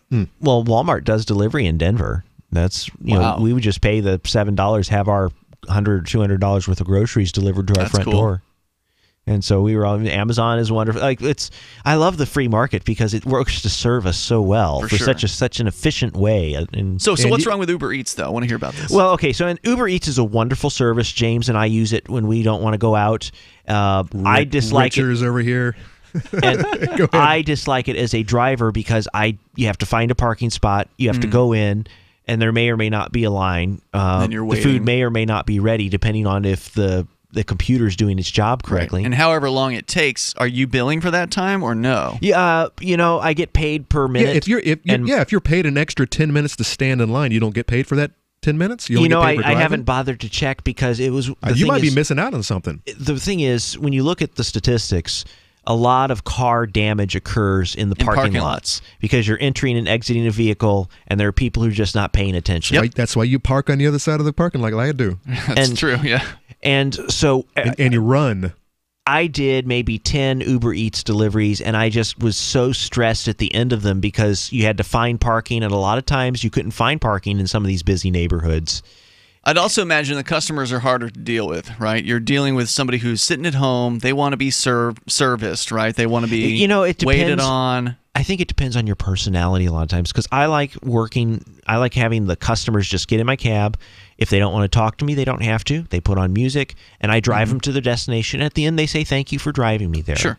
And I like the ride. Like I like being a taxi driver. But if with Uber Eats, if something's messed up, it's going to be your fault to a lot of the customers, right? Like even if even if McDonald's or whoever got the order slightly wrong, well now you got to take it back. That's another right? thing is you have to check the order. So if people get a $50 order of 10 items, you have to go through each one and make sure there's the sauces, and if it was a special order, you better make sure there was no pepper on it. You don't want to be missing the straw when you get to the customer's house. And that was the thing. It would cut into the time, and so a lot of people choose to just do Uber and Lyft with the passengers and forego. And of course, the free market counters that by raising the prices so that, we'll give you more money if you do Uber Eats. And so there's kind of like this give and take. And it's like, well, at some point, somebody's willing to do it enough for the right price.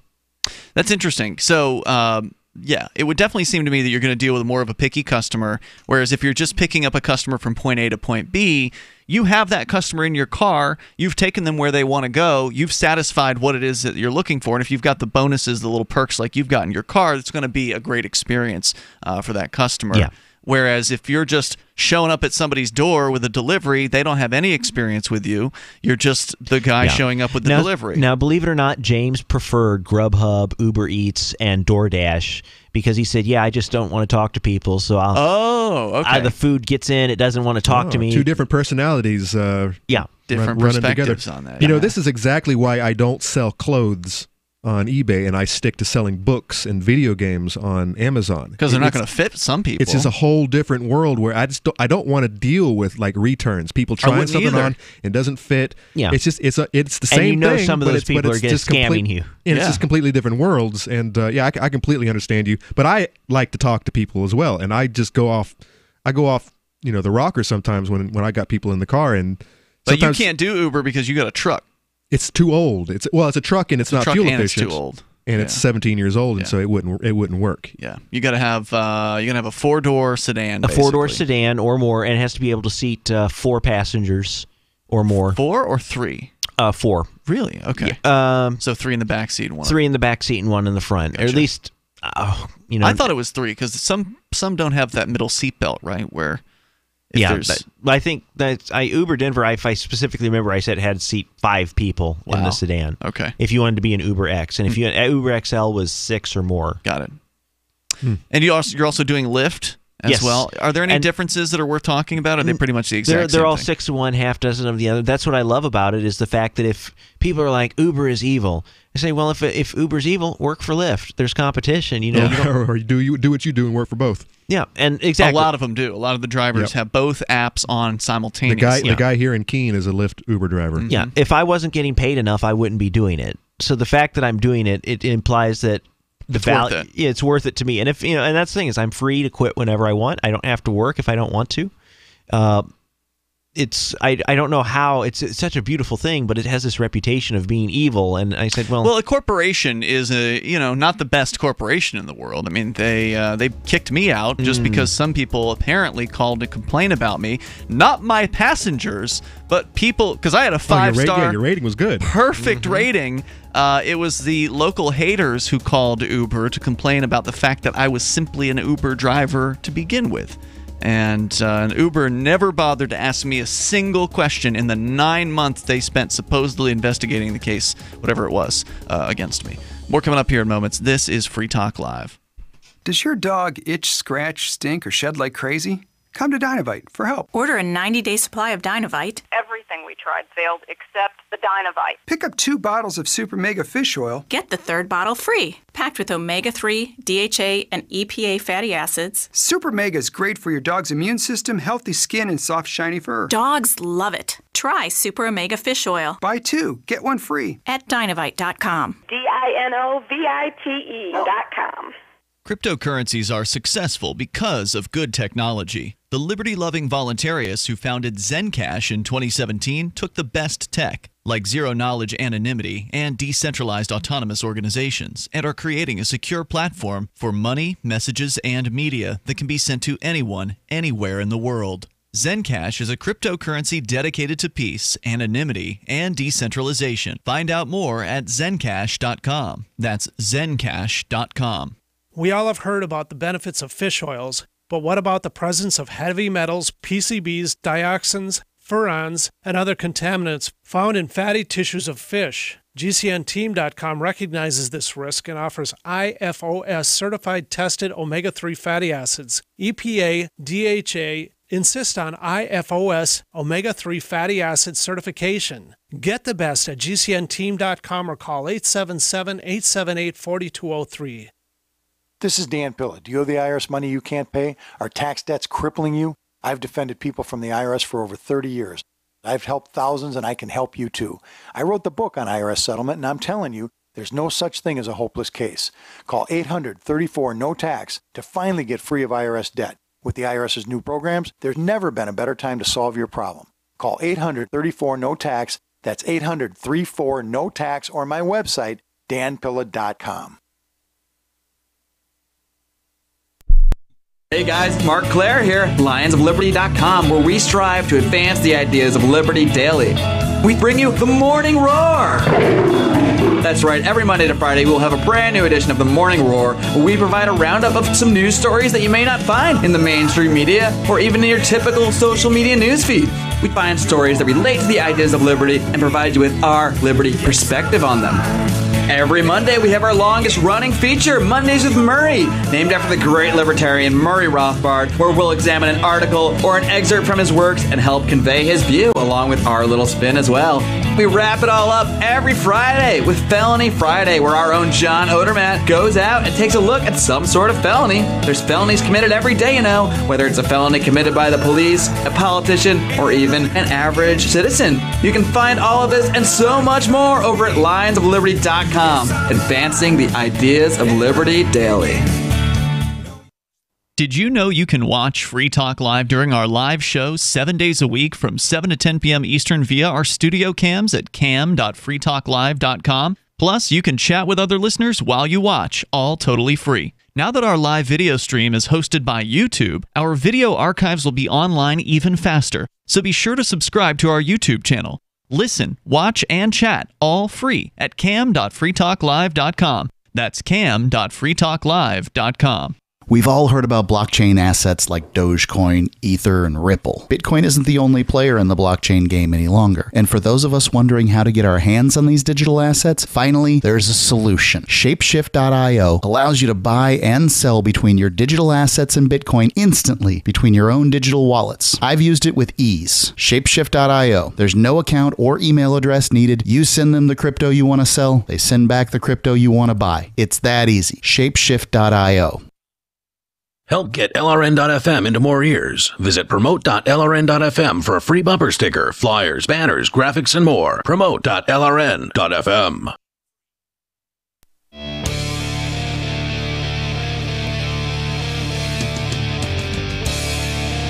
It is Free Talk Live.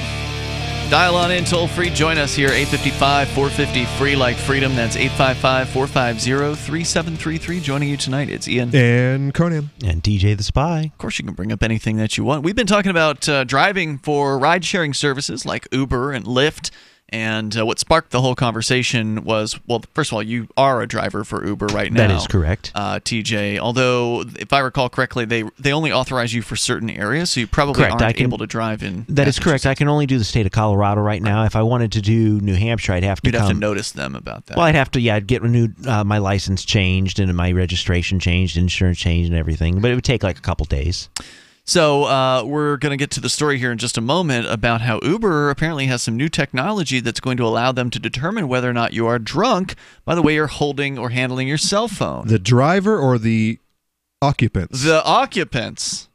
Because wouldn't they want to know if the driver is driving drunk as well? Presumably they would want to know that too. Yeah, I don't know. Maybe they've got that too. But we'll get into the story here. But first, we go to your calls and thoughts. We got somebody calling as anonymous in North Jersey. You're listening somewhere. I'm not real sure where you're at, Anonymous. Go ahead.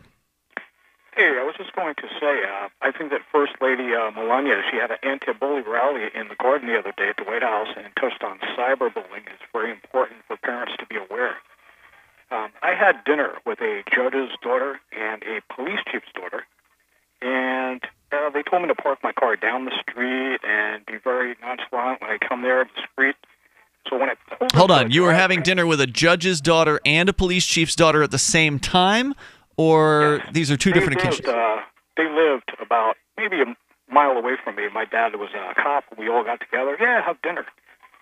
So I was in the house for maybe 20 minutes, and something odd happened. The one girl started getting naked on the table, having sex, and I got up to try and leave. That's odd, all right. So wait, the girl was having sex with the other girl on the table? And how old were you guys? There was another guy, and I felt like I was imposing on them. So I got up and started walking away, walking out the door, and I see the soccer moms across the street. I said, oh, yeah, I know that lady, and they started flipping out. Oh, yeah, we have something going on in here. We're running a business, and I tried to hightail it out of there. Okay, wait a minute. So, Conan, you asked the question, how old were you during this? Yeah, is this recent, or were you teenagers at the time? No, this is probably maybe about 10 years ago. 10 years ago. Okay. So it turns out I was going to court for numerous different court cases, and I recorded a phone call. They said, if you send us $10,000, court will go your way. And when I recorded that call, I brought it to the local authorities. And the guy says, look, if anybody finds out about this, we're going to fire you from your job at HSBC. And I was coming in and out of my apartment. I recorded the guy. He says, yeah, we were coming in and out of your apartment. Find that tape, and if anybody finds out, we fire you from HSBC. So let me see if I'm following what you're saying here. You went to a judge's daughter's house, and a cop daughter, too, right? And a cop daughter. Two different women or the same woman? Two different girls rooming together. Okay, got it. Sex breaks out in the house. You leave because you feel as though it's awkward. So who was the son? Who was the dude? Who was he the son of? A politician? Guy, and probably a senator. They said that they were running a business out of the house, and I was like, oh, I go, well, I'm out of here. So anyway, and how does that tie into the other part of the story? I'm a little lost. Afterwards, they were pretty much racketeering and calling the one girl's father was a judge, and they're calling people up asking them for extortion money. So right, and they said they'd make it go away, whatever it was, some sort of charges you were facing for some unrelated incident. In the court, yes. Yes. They said they'd make it go away for $10,000. Now, you didn't believe them, I so recorded the call. yeah, and then you tried to take that to the government, and then the government agents basically told you, "Screw off, we're not going to help you. In Yeah, fact, it was if very you local. if you It keep was this local. going, we're going to hurt you." He admits on tape he fired me from HSBC. So I brought those tapes. How would the cops be able to influence whether or not you got fired from HSBC? They're just that corrupt there in Jersey? I mean, I believe it. Yeah, he did it. I recorded him. He says, look, I go, well, you guys fired me from HSBC. You were coming in and out of my apartment. He says, yes, we did that. So I recorded that, and I brought the tapes to a Nazarene church down in South Carolina. The pastor there, thank God, he had Pentagon access. I said, I'm out of the 25th Infantry in Schofield Barracks. And he witnessed the tapes, and he says, okay, this guy is going to jail. Who's the girl in the background? TJ, you don't believe this, do you? You don't believe this, do That's you? the judge's daughter, and she's telling me to send the money in $5,000 increments. Oh no, right now I'm just thinking of ME52 Psychiatric Services at the National Security Agency. I always had to deal with them. And so anytime they would call me up and say, please come and talk to us, I know I had screwed something up. But anytime we went down there, it's like, oh no, they're going to think I'm one of the funny people. So I'm just smiling thinking about that. Thank you for the call tonight, Anonymous. I don't doubt that there is New Jersey, just as a lot of places are, is rife with corruption.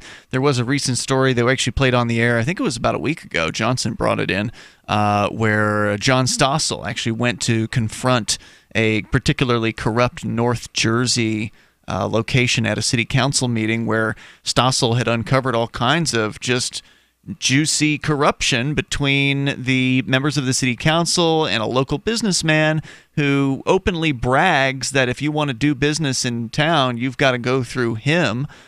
He runs multiple businesses. He's got his fingers into a bank. He's got his fingers into, property management, all kinds of stuff. I'm sure at some level it's happening everywhere. We have, half of our council members are lawyers. Here in Keene? Salesmen, real estate agents, they're all in it. Oh, yeah. They're not in it for individual liberties. Paycheck. They're in it for their own gain. Right. It ain't the paycheck, though. Considering the piece of property that the mayor just sold. See, I'm not following that. I don't know what that is. $3 million property up north of me. Wow. He knows what he was up to. So, so whether or not that caller's telling the truth, we obviously have no idea. I think he's telling the truth in his mind. That's definitely for the... But it is possible that, this level of corruption does exist in places. Whether or not he has actually experienced it is another question. Boy, Ian, you would make a terrible spy, because that's actually one of the things that'll happen when you go into the spy world. You start seeing these conspiracies everywhere. And so it actually takes out some, potential trainees or recruits because they can never learn to dial back their suspicion. Really? And I like to say sometimes a cigar is just a cigar. And, sometimes, a company just fires you because they were downsizing or because you looked at the boss the wrong way or just because of no reason at all, but doesn't mean there's a conspiracy out to get you. Let's go to Vernon in New Orleans. You're on Free Talk Live listening online. Hello, Vernon. So Ian was just interviewing TJ the Spy about Uber, and I thought I could pick up that interview just a little bit. Yeah, sure. Go right I had ahead. a few questions. So, TJ, have you ever had anyone defecate or throw up in your car? Yet. I have not. I've given about a little over 1,000 rides, and I've never had anything negative happen like that. What about really stinky people? Nope, never really. I've had about maybe 3 or 4 what I call oddballs, where their social graces were probably in need of adjustment, but I've never, I've had mostly drunk people. They're not angry. They're rowdy. And so, they're like, yeah, brr, you got a lot of that. But sure, it's not like, screw you, man. And it's like, because you're driving them home. So most people are actually kind of polite and honest, Vernon? Do you get a lot of tips? Do I get a lot of what? Tips. I do about 50% of the time. Which reminds me, you would off the air told us the amount that you're making per hour typically, yes. And you wanted to share that on the air. Yes, I wanted to. I say after expenses, about $10 to $15 an hour is what I average. So after gas, after repairs, after insurance, after all the mileage and everything on the car, oil repair. So yeah, I make about $10 to $15 an hour clear. And does that include the time in which you're waiting around for a ride? Yes. Okay. That's pretty good. Yes. That's pretty good. So Plus tips. Yes. Well, I mean, including tips. Including tips. Including tips, I average about 10 to 15 an hour on a consistent basis. So I know that if I work a 10-hour shift, I should get about $150. And you get to set your hours. That's the main thing that I love about it. Yeah. Caller, have you had people vomit and or defecate in your vehicle? Absolutely, yes, sir. I have. I'm in New Orleans. were they stone sober? In my second ride, and it wasn't even like a party person. I was picking up a family from a wedding, and it was a 15 or 16-year-old person that had just drank way too much. But yes, they did throw up in my car. Okay, I want to know how somebody defecates in the back of a cab. Like what? I mean, I can understand if somebody loses control of their bowels because for whatever reason, but I mean, did somebody defecate in your car? No, just throw up. Okay, because that seems like it'd be a little more difficult, right? Like, first you got to drop trow, and then you got to squat, and then, I mean, the driver's going to notice unless that it was wet and it was dribbling down their pants legs. That's legs. what I'm saying. I got one more comment. Can you hold me over? Yeah. Hang on. We'll bring you back here. More with TJ, the Uber driver, in the studio with us. And you can take former spy. You can join us here at 855-450, free like freedom, 855-450-3733. This is Free Talk Live. If you or anyone you love has been diagnosed with lung cancer, asbestosis, or mesothelioma, your diagnosis may be the result of job-related exposure to asbestos, and you may be entitled to compensation. Over $30 billion in trusts have been set aside for individuals who have been affected by asbestos exposure. How do you protect your rights and get the compensation you deserve? Call Capital Legal Group now at 800-400-LUNG. Capital Legal Group is one of the nation's resources for settlement of lung cancer and mesothelioma cases. Law firms have successfully recovered over $2.7 billion for their clients in all 50 states, and claims have been paid in as little as 60 days. If you or a family member were diagnosed with lung cancer, asbestosis, or mesothelioma, call Capital Legal Group now at 800-400-LUNG. We'll open a no-cost case review on your behalf. A history of tobacco use or cigarette smoking will not disqualify your case. Visit 800-400-LUNG.com or call 800-400-LUNG. Call 800-400-5864 now. That's 800-400-LUNG. When you hear the word lobbyist, you probably think about greedy corporations, but not all lobbyists are the same. Some are fighting for the freedoms you hold dear. Liberty Lobby LLC is doing just that in New Hampshire, working hard to represent you, not some special interest group. You can help by going to libertylobby.info, where your contribution will give us the tools we need to ensure that your voice is heard. Visit libertylobby.info today to find out more.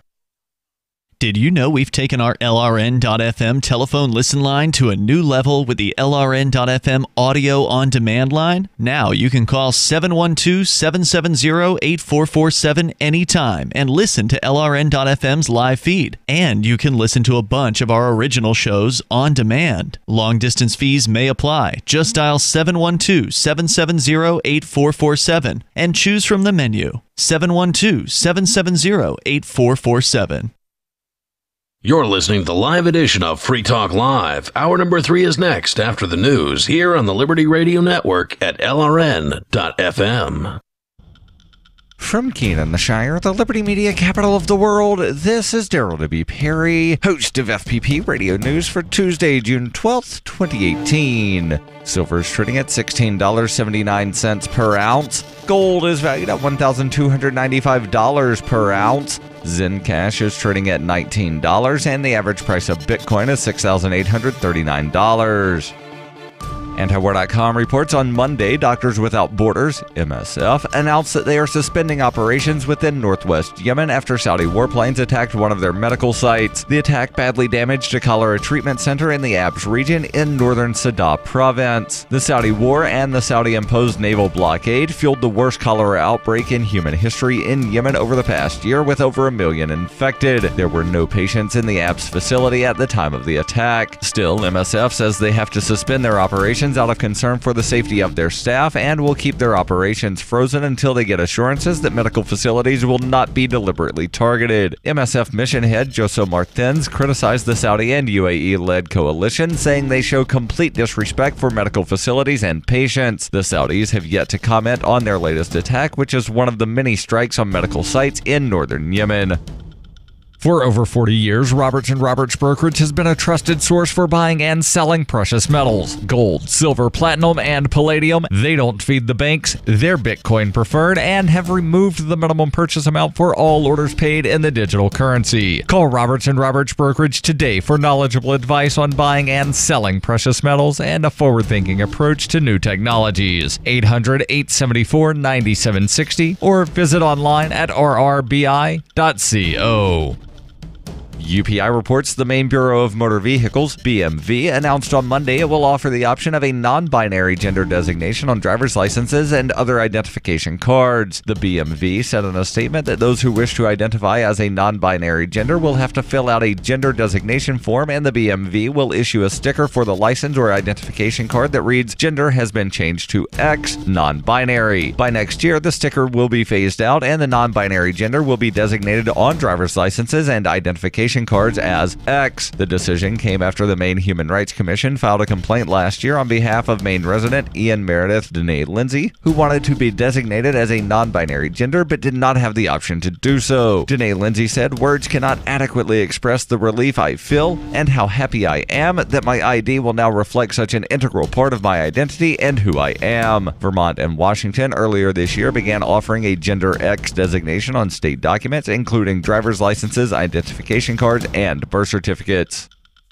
Zencash is the world's first private, distributed, and reliable platform for communications, transactions, and publishing. Zencash features documentation and wallets in many languages that are available for Linux, Mac, Windows, and Android devices. Learn more at zencash.com. That's zencash.com.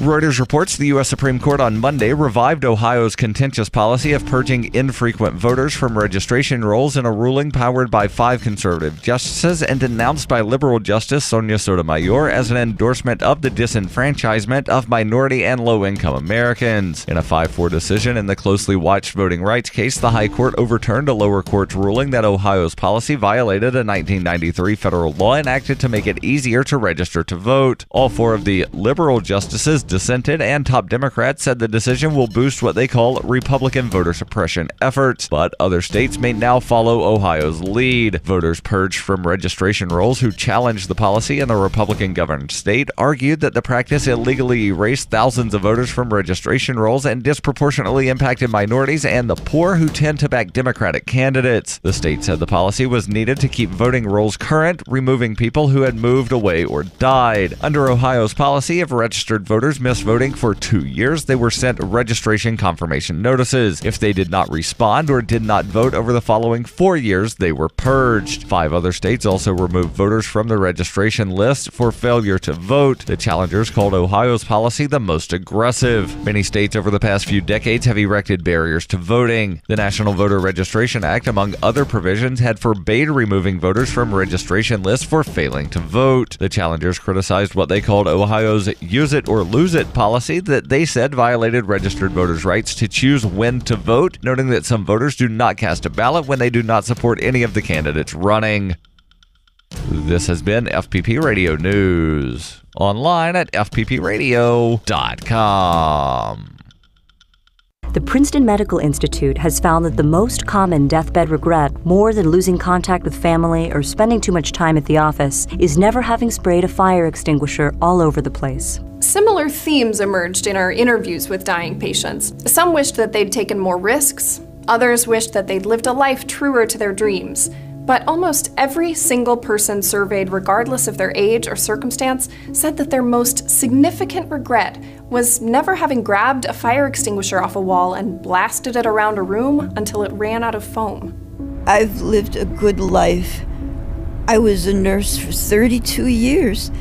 I have 3 beautiful children, but I've never smashed my elbow into a glass case, grabbed a fire extinguisher, and gone whoosh over everything. This is the Onion News Network.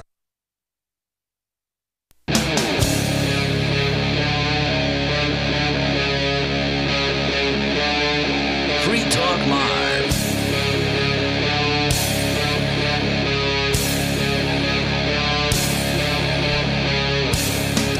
It's Free Talk Live. Dial toll-free here. Bring up anything that you want. Our number, 855-450-FREE like freedom. That's 855-450-3733. The Skype username is lrn.fm. And our Discord on-air call-in line room is available to you as well. Just hop on into that. It's our top chat room in our Discord server, which you can reach by going to discord.lrn.fm. Joining you tonight, it's Ian. And Conan. And TJ the Spy. We've been talking about Uber driving. TJ joining us again. It has been a while. Too long, TJ, since we've had you on the show. I've missed you.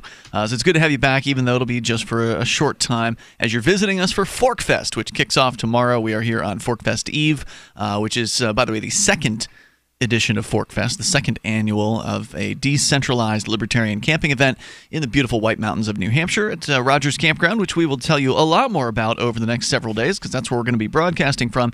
But if you want, you can learn more about that over at forkfest.party, which is the unofficial website for what is, again, an event where there's no tickets. You just go and show up and camp with other libertarians and have a good time, hopefully.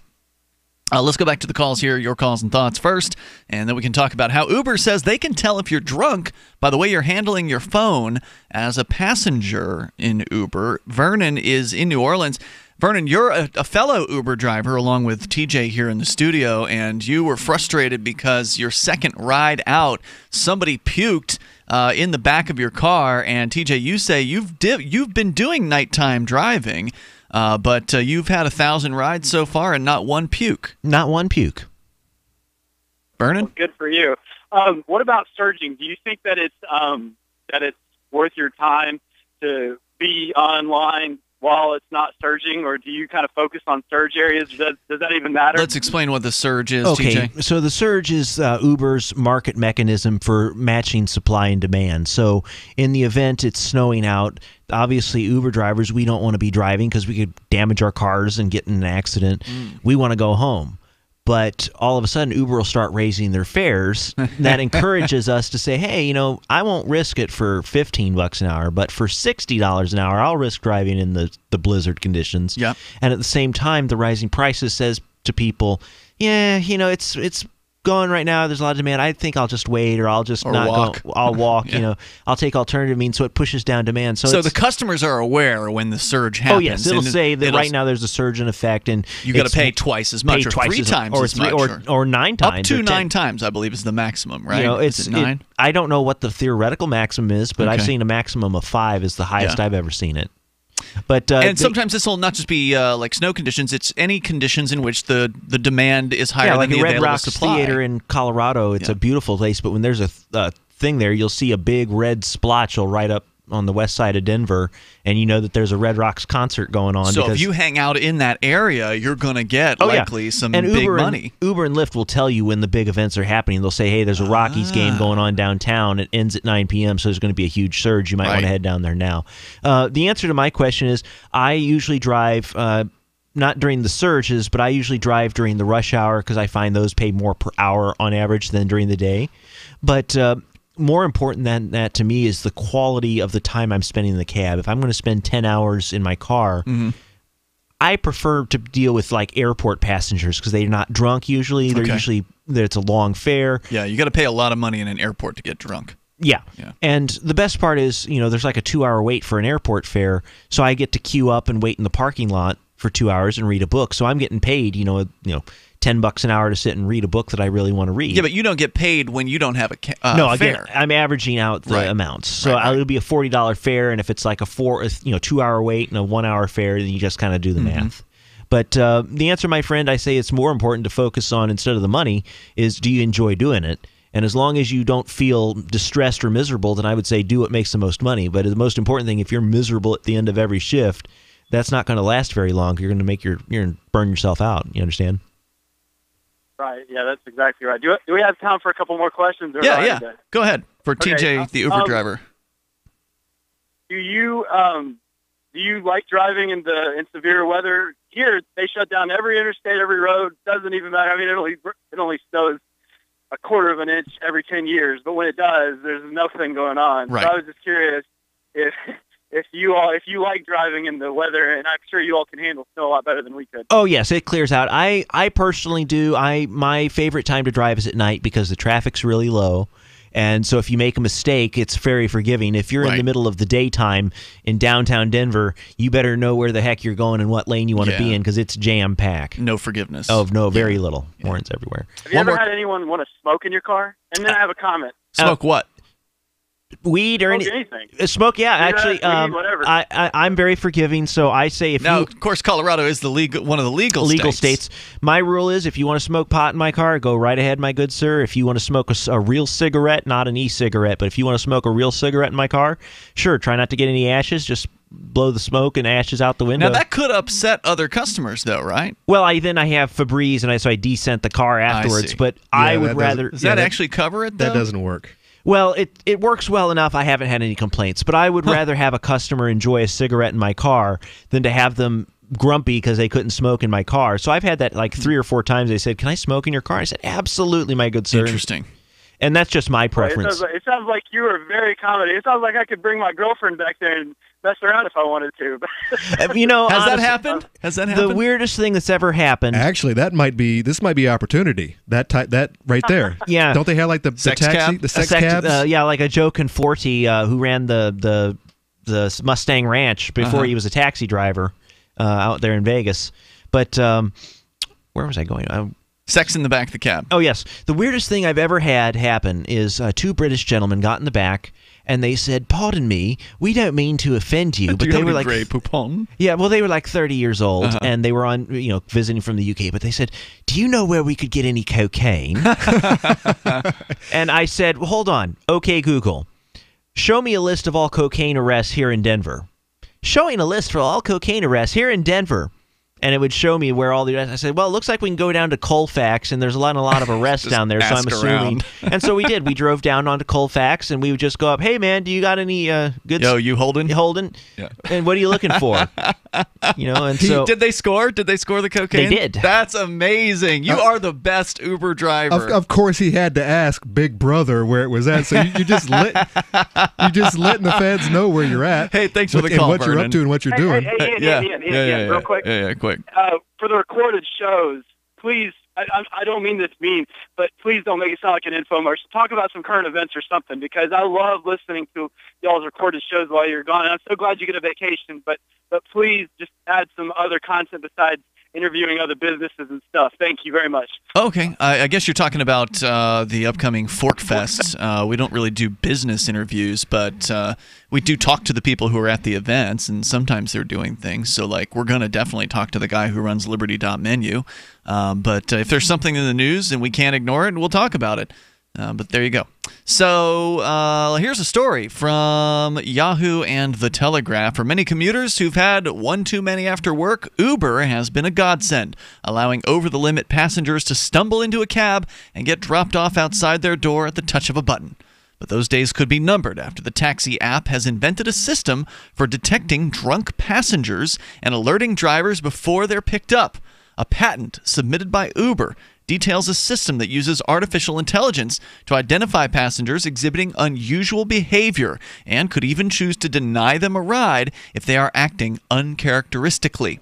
What if that's just their nature? What if they're just kind of hobbly people? And Good point. Somebody commented on the article saying, "Hey, I've got Parkinson's disease." Exactly. Going on here, though, according to the patent, the algorithm would be able to look out for the user making typos, not precisely clicking on links and buttons, the way they are holding the phone, their walking speed, and how long it takes them to request the ride.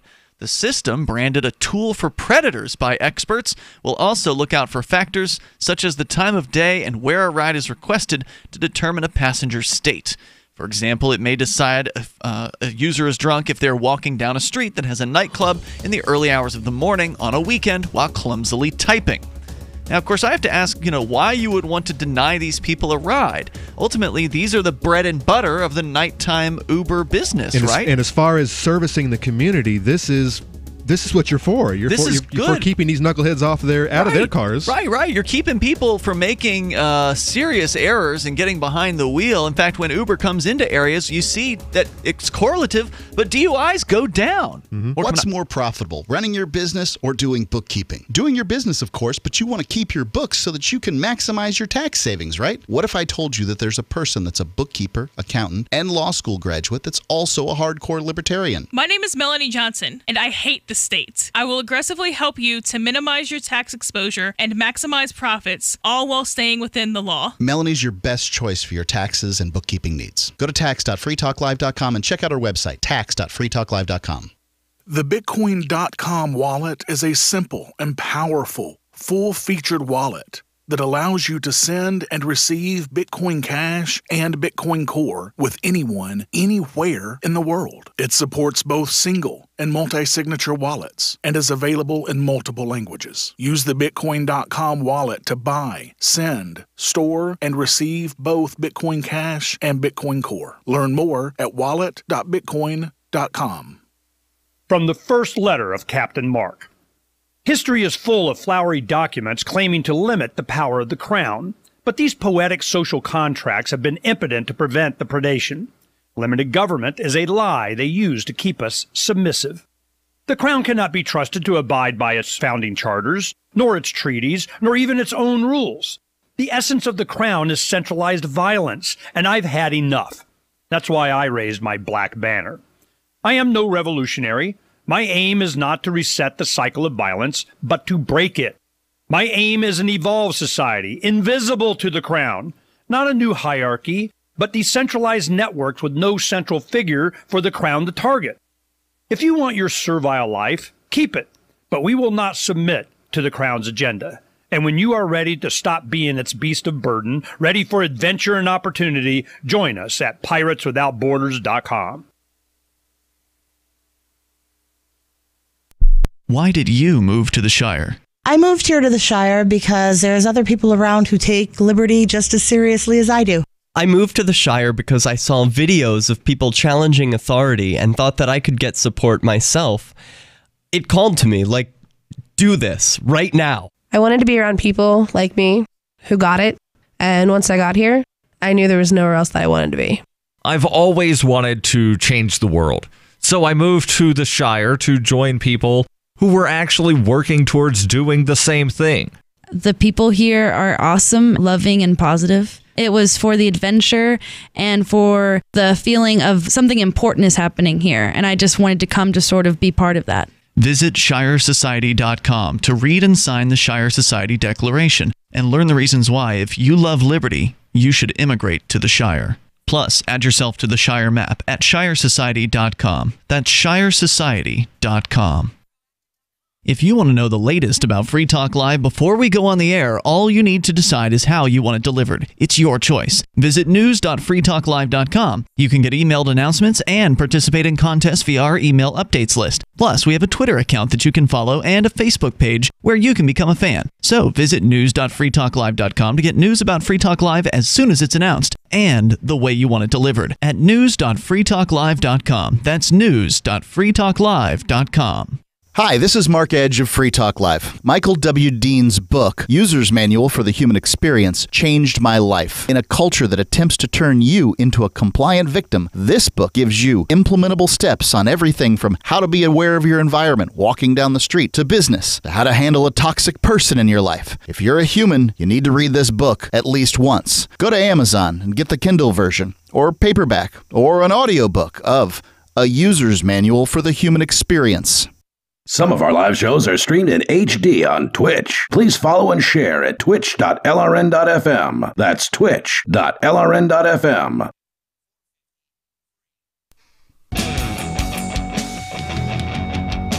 It's Free Talk Live. You dial toll free. Join us here on the radio. Our number is 855-450 free like freedom. That's 855-450-3733. We do have Skype at Skype username lrn.fm. Our Discord on-air call-in line room is available to you over at discord.lrn.fm. And, of course, we'll take your calls about what you want. We've been talking about Uber. They apparently now have a patent that they filed to determine whether or not the users of their program are drunk.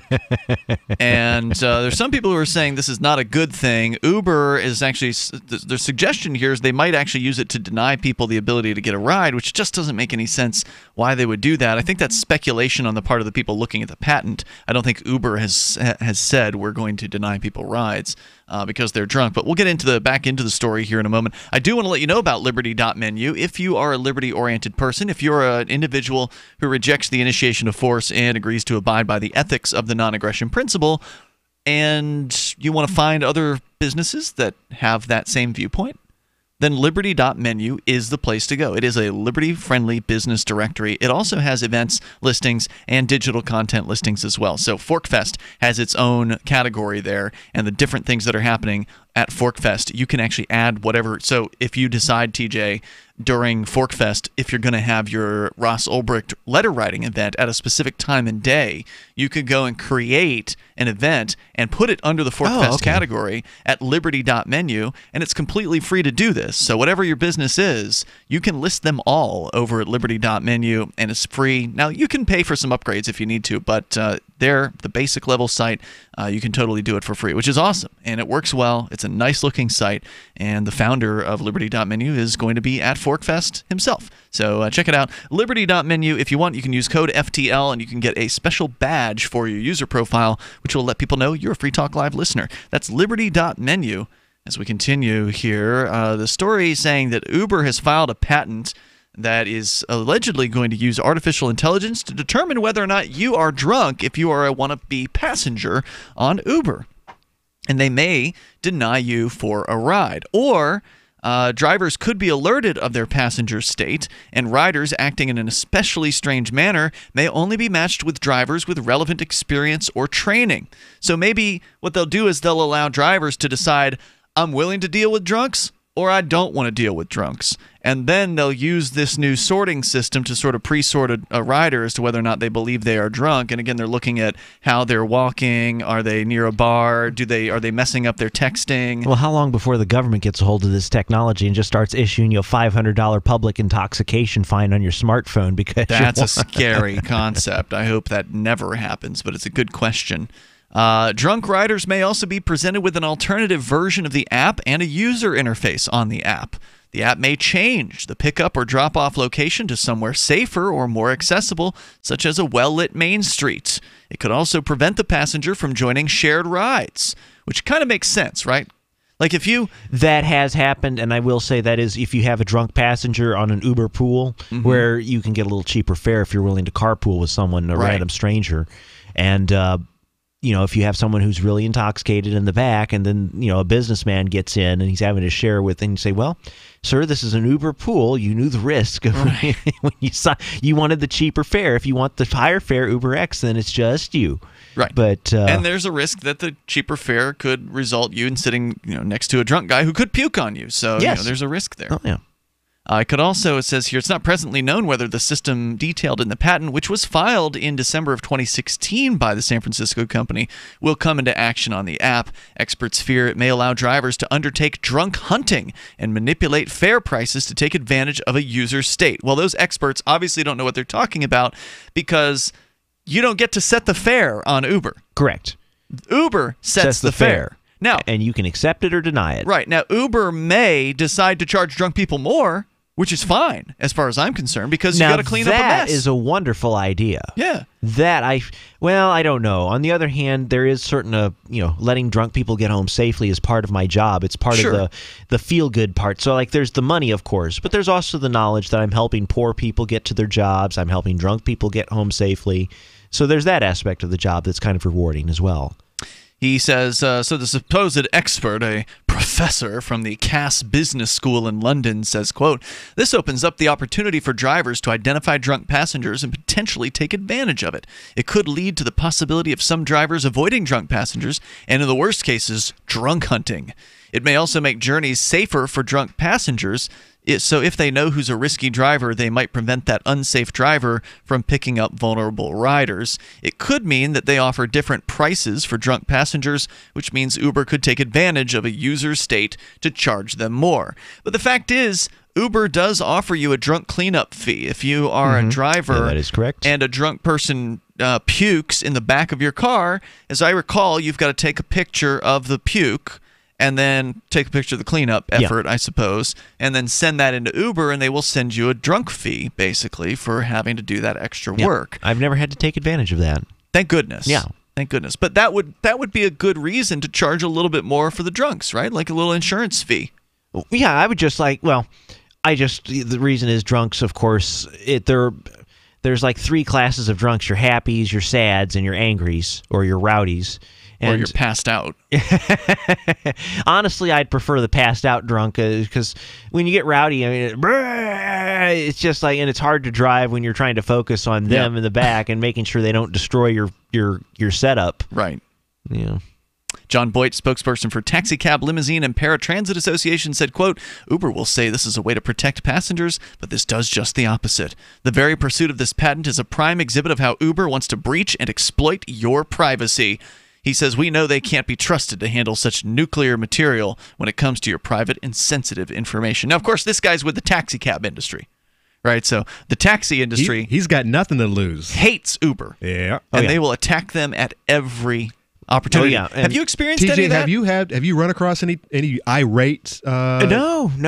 We actually... horse and buggy drivers who are trying to... No, cab drivers respect... I mean, we cater to a different clientele. We're not allowed to pick up street fares. The cabs are. And so with Uber and Lyft, you have to summon us in order to pick you up. But no, I've never had any irate competition. And I think it's because here's the thing. The cab drivers, if Uber pays better, they'd be working for Uber. Mm-hmm. So the fact that if you're a cab driver, you're working for a cab... There has to be something about that job, be it the benefits or the boss. Maybe you like the boss that you work with, or maybe you like the car, or you just like, I don't know. But there are many reasons to accept a job, and generally the money is not the most important reason you should accept a job. The toll-free number if you want to join us on the radio here, 855-450-FREE, 855-450-3733. Of course, you can bring up what you want. On the way, Canada getting ready to become the first G7 nation to make marijuana legal across the entire country. Is Vincent still the former host who's Canadian? He is. He's currently not in Keene. He's on summer break from college. So Vincent's actually hosting his own show now on Saturday nights on LRN.FM. So he'll be doing that this weekend. Oh, good. Well, I need to ask him if he'd be willing to marry me for Canadian citizenship. Just kind of... Really? Well, it's always... You want to be a Canadian citizen is what you're saying? Well, yeah, because, you never can be too careful. You need to have backup in case the U.S., collapses. He might be willing to do it. I mean, he is a starving college boy. You never know. Those guys will do anything for money. Speaking of, when we come back from the break, I have some questions about some vocabulary. Okay, gotcha. That you might be able to help me with. What kind of vocab? We'll get there. We'll get to it. All right, more coming up here in moments. 855-450, free like freedom, whether it's driving or pot or whatever. If you like alkaline water or know someone that does, you're going to love the Dylan Living Water Bottle. It creates alkaline water on the go while reducing plastic waste and saving you money. Made with surgical-grade stainless steel, the Dylan bottle increases the pH up to 9 to deliver both alkaline and antioxidant water anywhere you want it. Alkaline water is healthier, tastes better, and can even boost energy. The Dylan bottle makes it easy and affordable to be healthy and achieve optimal hydration. Get your Dylan bottle today at dyln.co. That's dyln.co. Want revenge on the common housefly? Well, after 10,000 years, someone has finally come up with a better way. The Bug Assault, a miniaturized shotgun, which utilizes ordinary table salt as ammunition. Non-toxic and no batteries required. So much fun, you'll forget you have a wife and kids. $39.95 and free economy shipping. Use discount code GCN and get an extra 10% off your purchase at bugassault.com. Fire your fly swatter. Get your Bug Assault today. So the protection of life, liberty, and property is what the Free State Project is all about. But it's an effort to move 20,000 people who understand. It's about demonstrating to the entire country that, yeah, we can have a free market, a truly free market. Making it just a freer, great place to live. It's the world's largest voluntarist libertarian community, and it's only getting bigger. That's amazing, to be able to move to a place where other people passionately believe in being free and independent. What the Free State Project is managing to do, though, is to put their money where their mouth is. Physically getting up across the country and saying, let's go someplace and let's demonstrate the power of these ideas. There's a lot of kind of philosophy that surrounds liberty. There's a lot of thinking about it and talking about it. But here in New Hampshire, people are doing it. 101 Reasons Liberty Lives in New Hampshire, a documentary by Free State Project Early Movers. Watch it free at 101reasonsfilm.com. 101reasonsfilm.com. Should you be able to earn an honest living free from senseless government interference? The Institute for Justice thinks so. That's why we've spent years defending hard-working men and women from pointless government regulations. Nationwide, IJ has created opportunity by reducing government power. But there is still more work to be done. Visit our website today at ij.org. Let IJ take care of the government so you can take care of your business. Some of you asked, and now we've delivered. LRN.FM's live Keene, New Hampshire studio shows are now streamed in HD on Twitch. Visit our channel at twitch.lrn.fm and give it a follow. If you have Amazon Prime, you get one free subscription on Twitch. If you use it on our channel, Twitch will give LRN.FM a monthly piece of your Prime subscription cost. So please watch, follow, share, and subscribe to twitch.lrn.fm. That's twitch.lrn.fm. If you're David, a few well-chosen words can help level the playing field with Goliath. I'm Holland Cook from survivalspeech.com. Recently, I saw a Yellow Pages ad for an appliance repair company, and the headline read, "Why wait for Sears?" If you're going to the Yellow Pages, the Dead Sea Scrolls of advertising, you're ready to buy right now. So this is an attention-grabbing message. And how about the plumber whose radio ad says, "Call by noon Thursday, and we'll be there Saturday at no extra cost"? Smart guy. Most plumbing firms give their crew the weekend off. This one gives them Sunday and Monday off. In the words of a respected advertising executive, cut to the chase, make it quick, and tell me exactly what you can do for me, especially if you're looking for work. For more tips on critical communication skills for the way things are now, hit survivalspeech.com. I'm Holland Cook. Love what we do? Please help support our international satellite channels at patreon.lrn.fm. That's patreon.lrn.fm.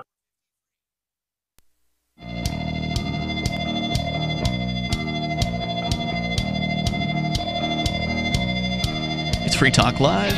You can dial in toll-free, take control of the airwaves, and bring up whatever's on your mind. Our number here is 855-450-FREE, like freedom. That's 855-450-3733, and our Skype username is lrn.fm, so feel free to reach out to us in either of those ways, and also our Discord on-air call-in line room. Go to discord.lrn.fm. You can hop into the chat rooms that we have there, and they're always hopping. There's always people in there talking during the show, and sometimes they have voice chats after Free Talk Live is over. So get on over to discord.lrn.fm. If you're into cryptocurrency, you probably gotten into Bitcoin when you started, but now you might be looking at some of the alternatives, the altcoins as they're called. What do you get? Where do you look? There's a lot of options. There's over 1,500 choices just at CoinMarketCap alone, listing so many different choices. You couldn't possibly spend the time that you would have to look at them all. So we suggest you start with Zencash if you love liberty. If you're a voluntarist, Zencash was made by people like you, people who understand the ideas of voluntary interaction. It's right there in their white paper. You can see it for yourself at zencash.com. They've got a very secure node system. There's over 11,000 secure nodes, and those secure nodes get paid in Zen in order to run their secure nodes, and that makes them the number two most, number two on the rankings of who has the most nodes in the entire world. So they've got even more than the Bitcoin system does. So very, very cool stuff. And they've got privacy, some of the best technology out there for privacy, the zero-knowledge anonymity privacy system over at zencash.com. Go there, learn more about it, and get started at zencash.com. As we continue here, we've got TJ the Spy in the studio now. He's TJ the Uber driver, and we've been talking about all things Uber-related here tonight since we have you here. Conan, you said you had a question for TJ, though. Yeah, it's nice to have TJ in because he might have some answers for me, from because this is something I've been going over. Go right ahead. I I've thought it over, and I believe I have an answer for you. Okay, here. He hasn't asked on the air yet. In our vocabulary, we have two terms. Mm-hmm. We have the twink, and a twink is usually a young, attractive gay man. Yes. And he is lavished with gifts. Yes. All right. And then we also have the term cougar, who is an older woman who goes after a younger man. Why don't we have the reciprocal of those two terms? Well, I actually, what is the opposite of a twink? What is the opposite of a cougar? A cougar. I would say for a twink would be a daddy. The one who chases the twink is the daddy or the sugar daddy. Mm-hmm. And for the cougar, we typically have the sugar Sugar boy, baby, sugar baby, or a boy toy, or boy toy. That's boy a toy. good one. Yeah, you like the boy toy one? Well, I'm not a cougar. I'm just saying that one sounds good to me. But they never come up. They make sense. It's the sugar baby, the sugar daddy. Yeah, they make sense, but they don't ever really come up in conversation. But the cougar and the twink, they're always available. I don't know. Like, what kind of conversations are you getting into, Conan? Where you're like, there was this cougar and twink that I once knew, and just like at the school board meeting, do you bring these terms up? Like, actually, I've been hit on by cougars, and I have been the twink. I'm not gay, but I have been in that predicament. Okay, gosh, I gotcha. Where some older gay men were trying to hit on you. Yeah. Well, they have the gay for pay thing now. That's becoming more popular with the younger generation. Apparently, when I was older, it was very simple. Is that another Uber service? No. Gosh darn it. When I was younger, things were so simple. You had gay, straight, and bisexual if you kind of wanted to play both sides of the fence. Mm-hmm. And now they have transgender and pansexual and metrosexual, and they have all these terms. And I get everyone wants to be unique, and they want to be individual, and so they got to come up with their own stuff. It's getting out of hand, really. And honestly, I just, my position on sexual orientation has always been the individual should do what's best for them, regardless of what I think, including making money off of their situation. It's kind of an interesting question. If there's a straight guy who comes to me and says, "Dude, I'm a convicted felon. I can't get a job. I need a car." And I'm like, well, that's kind of a big favor. What do you have to offer me? And they don't have any collateral, no job skills, no service. Just their body. Just their body. And I can say, you can offer something to me that would make me incredibly happy. And I can offer something to you that will make you incredibly happy and better off because you can have a car. And nobody needs to know about it. And if they do, who cares? Because guess what? It was a volunteer. Got a car. You got a car. And so that was the thing. What if somebody finds out that I did this? And I say, take the check that I wrote for you for $5,000 and just say, ha, and laugh all the way to the bank. Wave it in their face.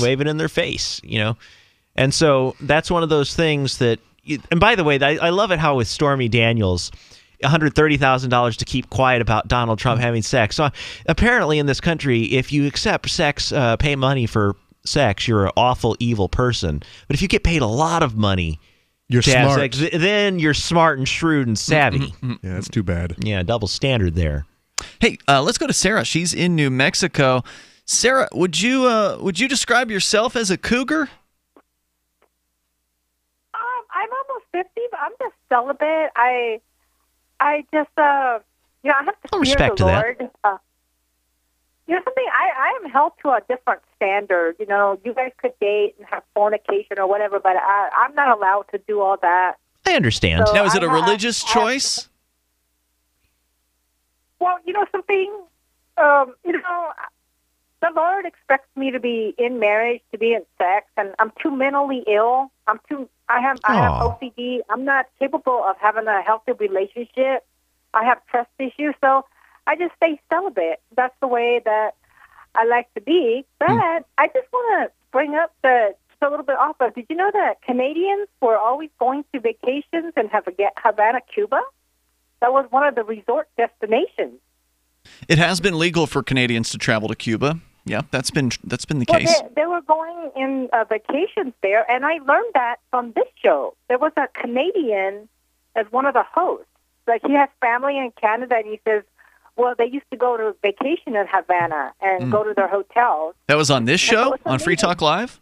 Yeah, on this show. I don't know who one of your guests. And well, Vincent, who's our young Vincent from Canada, that may have been him. I don't recall the episode. I don't think we've ever had another Canadian co-host here. Oh, you know what? I think it sounded like a really young guy. It must have been him. Could be. And then, well, what makes you bring it up though? I mean, Cuba. Was there some news or something that brought this to your mind? Well, recently, Trump has been what is it, wanting to sanction Canada. Did you know that? No, I hadn't heard that. Tariffs, yeah. Oh, yeah. I don't know about sanctions. Well, they want to, because they're turning communist. They had like 91 Communist Party members run for parliament. They were trading partners with. Well, people running for parliament doesn't mean they're winning parliament. How many of the communists actually won seats in Canada's parliament? I really don't know. Yeah, so you don't get to say that Canada's becoming communist. That'd be like us saying that New Hampshire, that the United States is becoming libertarian because the libertarians run a few hundred candidates every year. I mean, they never win. They get 2% or whatever, and they don't have a chance. Justin Trudeau, man, he's pretty lefty. Yeah, he's right? pretty left. Yeah, I'm not saying Canada's not leftist. I'm just saying, are they straight up commie? And they're not doing very well in the free speech market either. That's my one. They're doing that soccer cup. Mexico and Canada was invited to the World Cup. So and Russia is very much involved with this soccer tournament, like World Cup. So, what does that tell you? Canada is on the axe list with Trump, and they're invited to the World Cup, and Russia is running it, or something like that. So, what I'm saying is that Canada has a very much of a communist influence that I'm beginning to learn a lot more on this show. Well, maybe you should move to Canada. I mean, have you thought about that? Well, you know what? I have a more important job of teaching people about communism here because I turned communist in Boston. But wait a minute.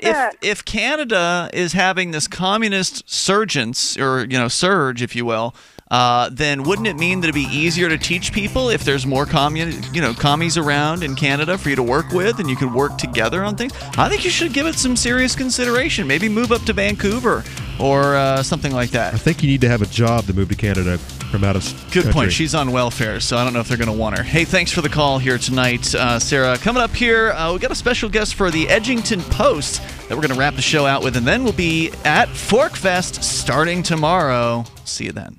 What's more profitable, running your business or doing bookkeeping? Doing your business, of course, but you want to keep your books so that you can maximize your tax savings, right? What if I told you that there's a person that's a bookkeeper, accountant, and law school graduate that's also a hardcore libertarian? My name is Melanie Johnson, and I hate the state. I will aggressively help you to minimize your tax exposure and maximize profits, all while staying within the law. Melanie's your best choice for your taxes and bookkeeping needs. Go to tax.freetalklive.com and check out our website, tax.freetalklive.com.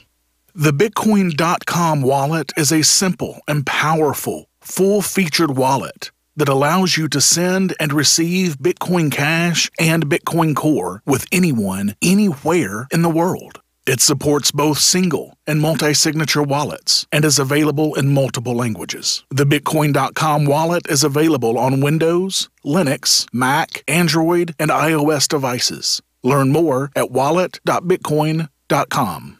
Warning. If you're drowning in debt you can't afford, do not let the credit card companies trick you into thinking that you have to pay it all back, because you don't.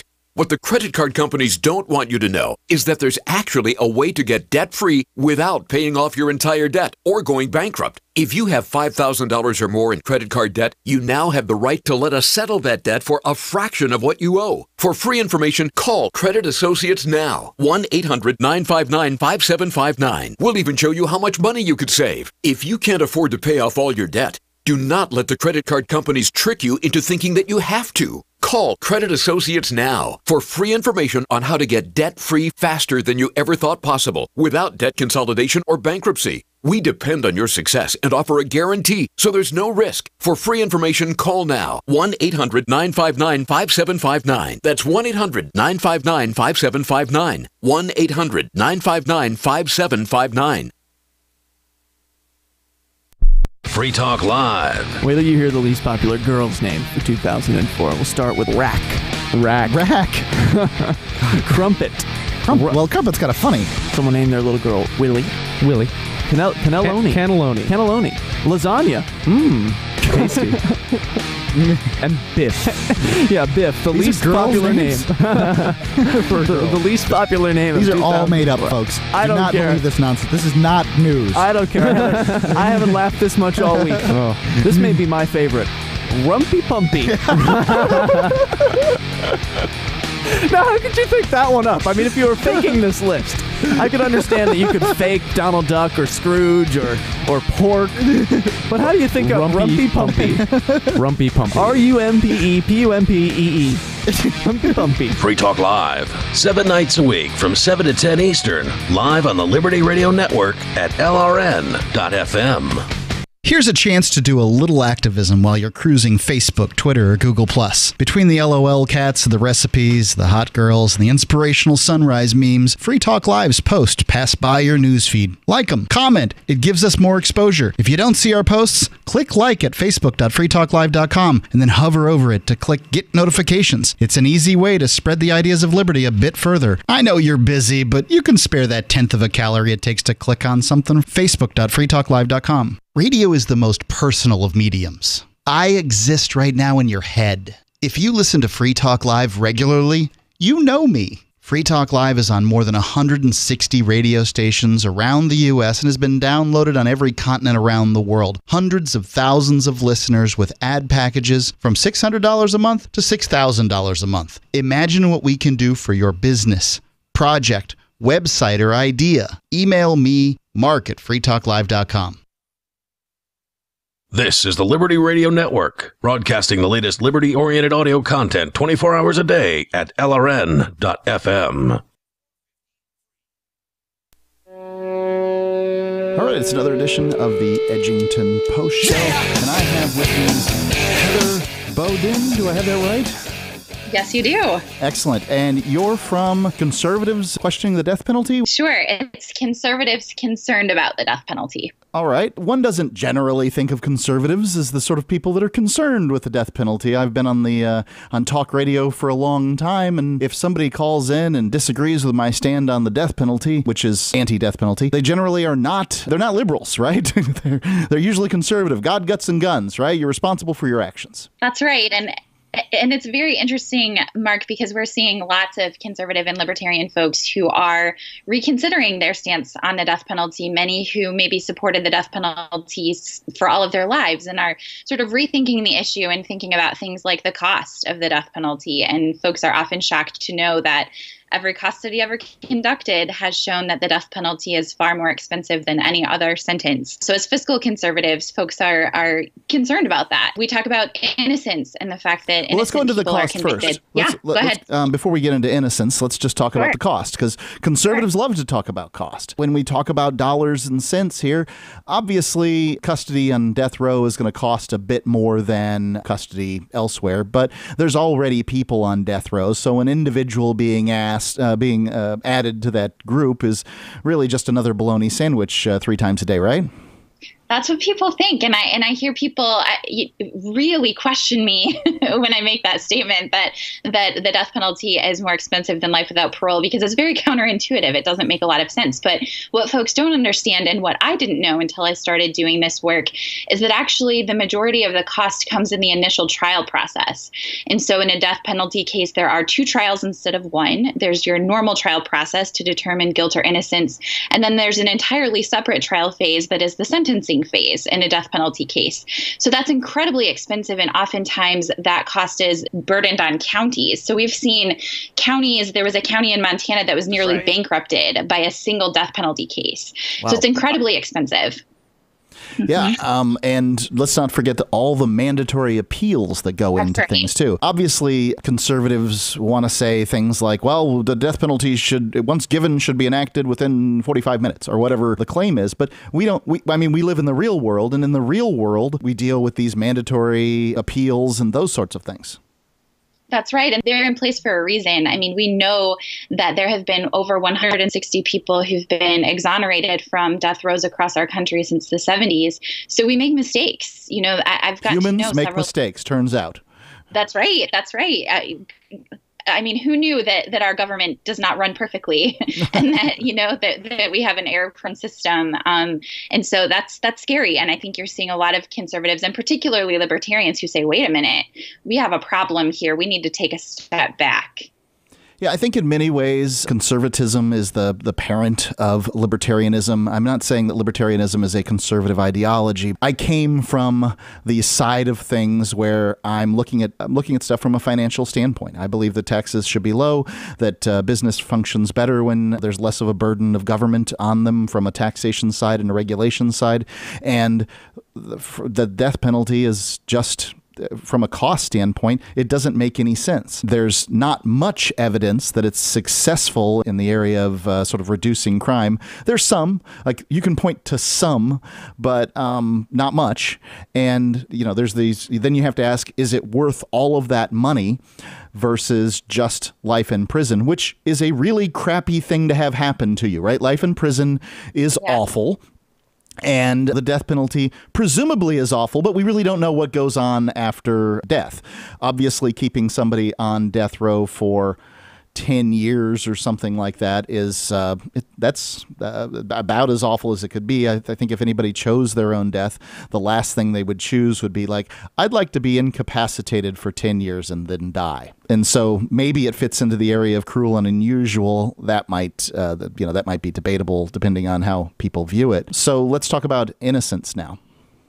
Yes. So as I said, this is an incredible problem that we have. And I think even when I started this work, I would have told you, yeah, I'm sure there are some folks who are actually innocent and who are sentenced to death, but I had no idea of the numbers. And we're talking about one person for every 10 people who are executed is innocent. Those are significant odds. Those are startling statistics. As conservatives and libertarians, we say that this is not acceptable, that we know that this system is run by human beings, and therefore we can't have a system in place that takes away life, right? I mean, that's the ultimate punishment and the ultimate power that we give to our government. Yeah, when somebody advocates for the death penalty, they generally, the first thing that they do is they say something to the effect of, well, imagine if you're related to the victim. What if it was your mother? What if it was your daughter? What if it was, somebody else? Obviously, we have to look at things from an emotional standpoint. Emotions are important, but imagine if you were incarcerated. Imagine if you were the mother of somebody who was incarcerated wrongly for 10 years and then executed, because that happens 1 out of 10 times. And to advocate for this inefficiency, because somebody can be let out of prison. I mean, obviously you can't give them the years of their life back, but they can be let out of prison, and usually they will express gratitude for that. They may be upset about the time they lost, but they're going to be grateful for the time that they're getting free. You cannot bring somebody back from the dead, and frankly, no one cares once somebody's executed, whether or not they're innocent. No one's looking. That's right. And that's a great point, because oftentimes I get asked that question, well, how many people have been executed who are innocent? And the truth is we will never know. There aren't folks who are going around trying to dig up evidence on these cases where a person has already been executed. And so we have no idea, of those numbers.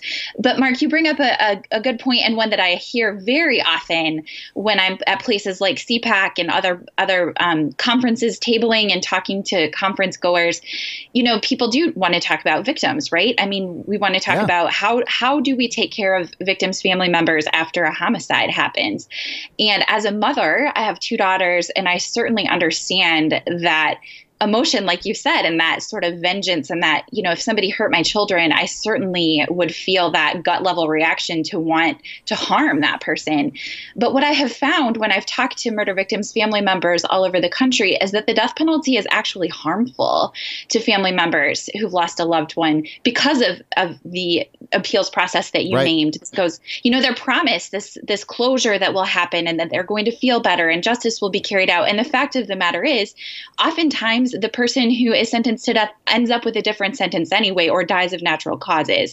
So we give this very false promise that is harmful to victims' family members. And let's not forget so when somebody's sentenced to life, whatever the case may be, the victims have an opportunity to come to closure on their own terms. I mean, that has to happen, or it doesn't happen. I mean, whatever. They have to come to that on their own terms. No one can make that happen for them. And the system that we have now, and remember, you don't get to design a new death penalty system. You have to deal with the one that we have today. And the one we have today is suboptimal in just about every way that imaginable. So what we have today is that the victims are constantly badgered about, can you want to come to this court case? Do you want to sit here? Do you want to make sure that this is executed? Like they're always being updated on what's going on with the case, with the mandatory appeals and all that stuff. And then finally the execution. The wound is just kept open for 10 or 15 years. And then supposedly you're going to get closure at the end. That's right. And I've talked to so many family members who say, if I had known that this system was going to go this way, I would have said absolutely not. Take the death penalty off the table. And you see cases. In the case of the Boston bombing, you saw the parents of the 5-year-old boy who was killed. They wrote a piece in I think it was the Boston Globe where they said, please take the death penalty off the table. We don't want to go through this anymore. And oftentimes those requests from victims' family members are denied. And so we can't stand here and say that we care about the needs of victims' family members when we're not listening to what they actually want and need. Yeah, the Boston bombing was probably one of the most interesting cases in recent history because it occurred in a state where the death penalty no longer exists, I believe. Right. But since it was a federal case, the death penalty was on the table. So then they had to get a jury of their peers, which means geographically drawing from Massachusetts for whatever reason. We're not here to talk about the jury system, but drawing people from Massachusetts where a lot of people don't believe in the death penalty for whatever reason. So they were excluded. So I mean, it was a really odd situation where they're trying to draw from a group of people who presumably generally don't believe in the death penalty, and then excluding those and just taking the ones that do. Very strange stuff. I've got to say, when the verdict came down on that one for the younger guy, that I, like in my heart, I said, good. I mean, I just viscerally, that's how I felt about that situation. But I know. And like this isn't about emotion. This is putting your emotions aside for a minute. And this is what conservatives are supposed to be good at.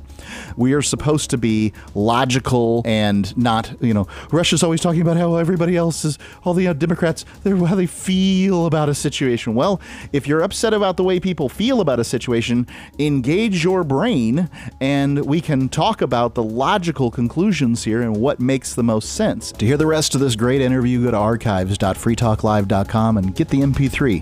Look for today's date there and download or just listen on the web. Archives.freetalklive.com. Is spreading the message of liberty, cryptocurrency, and peace around the globe worth $2 per month to you? As you may already know, in addition to our internet feed, LRN.FM broadcasts on free-to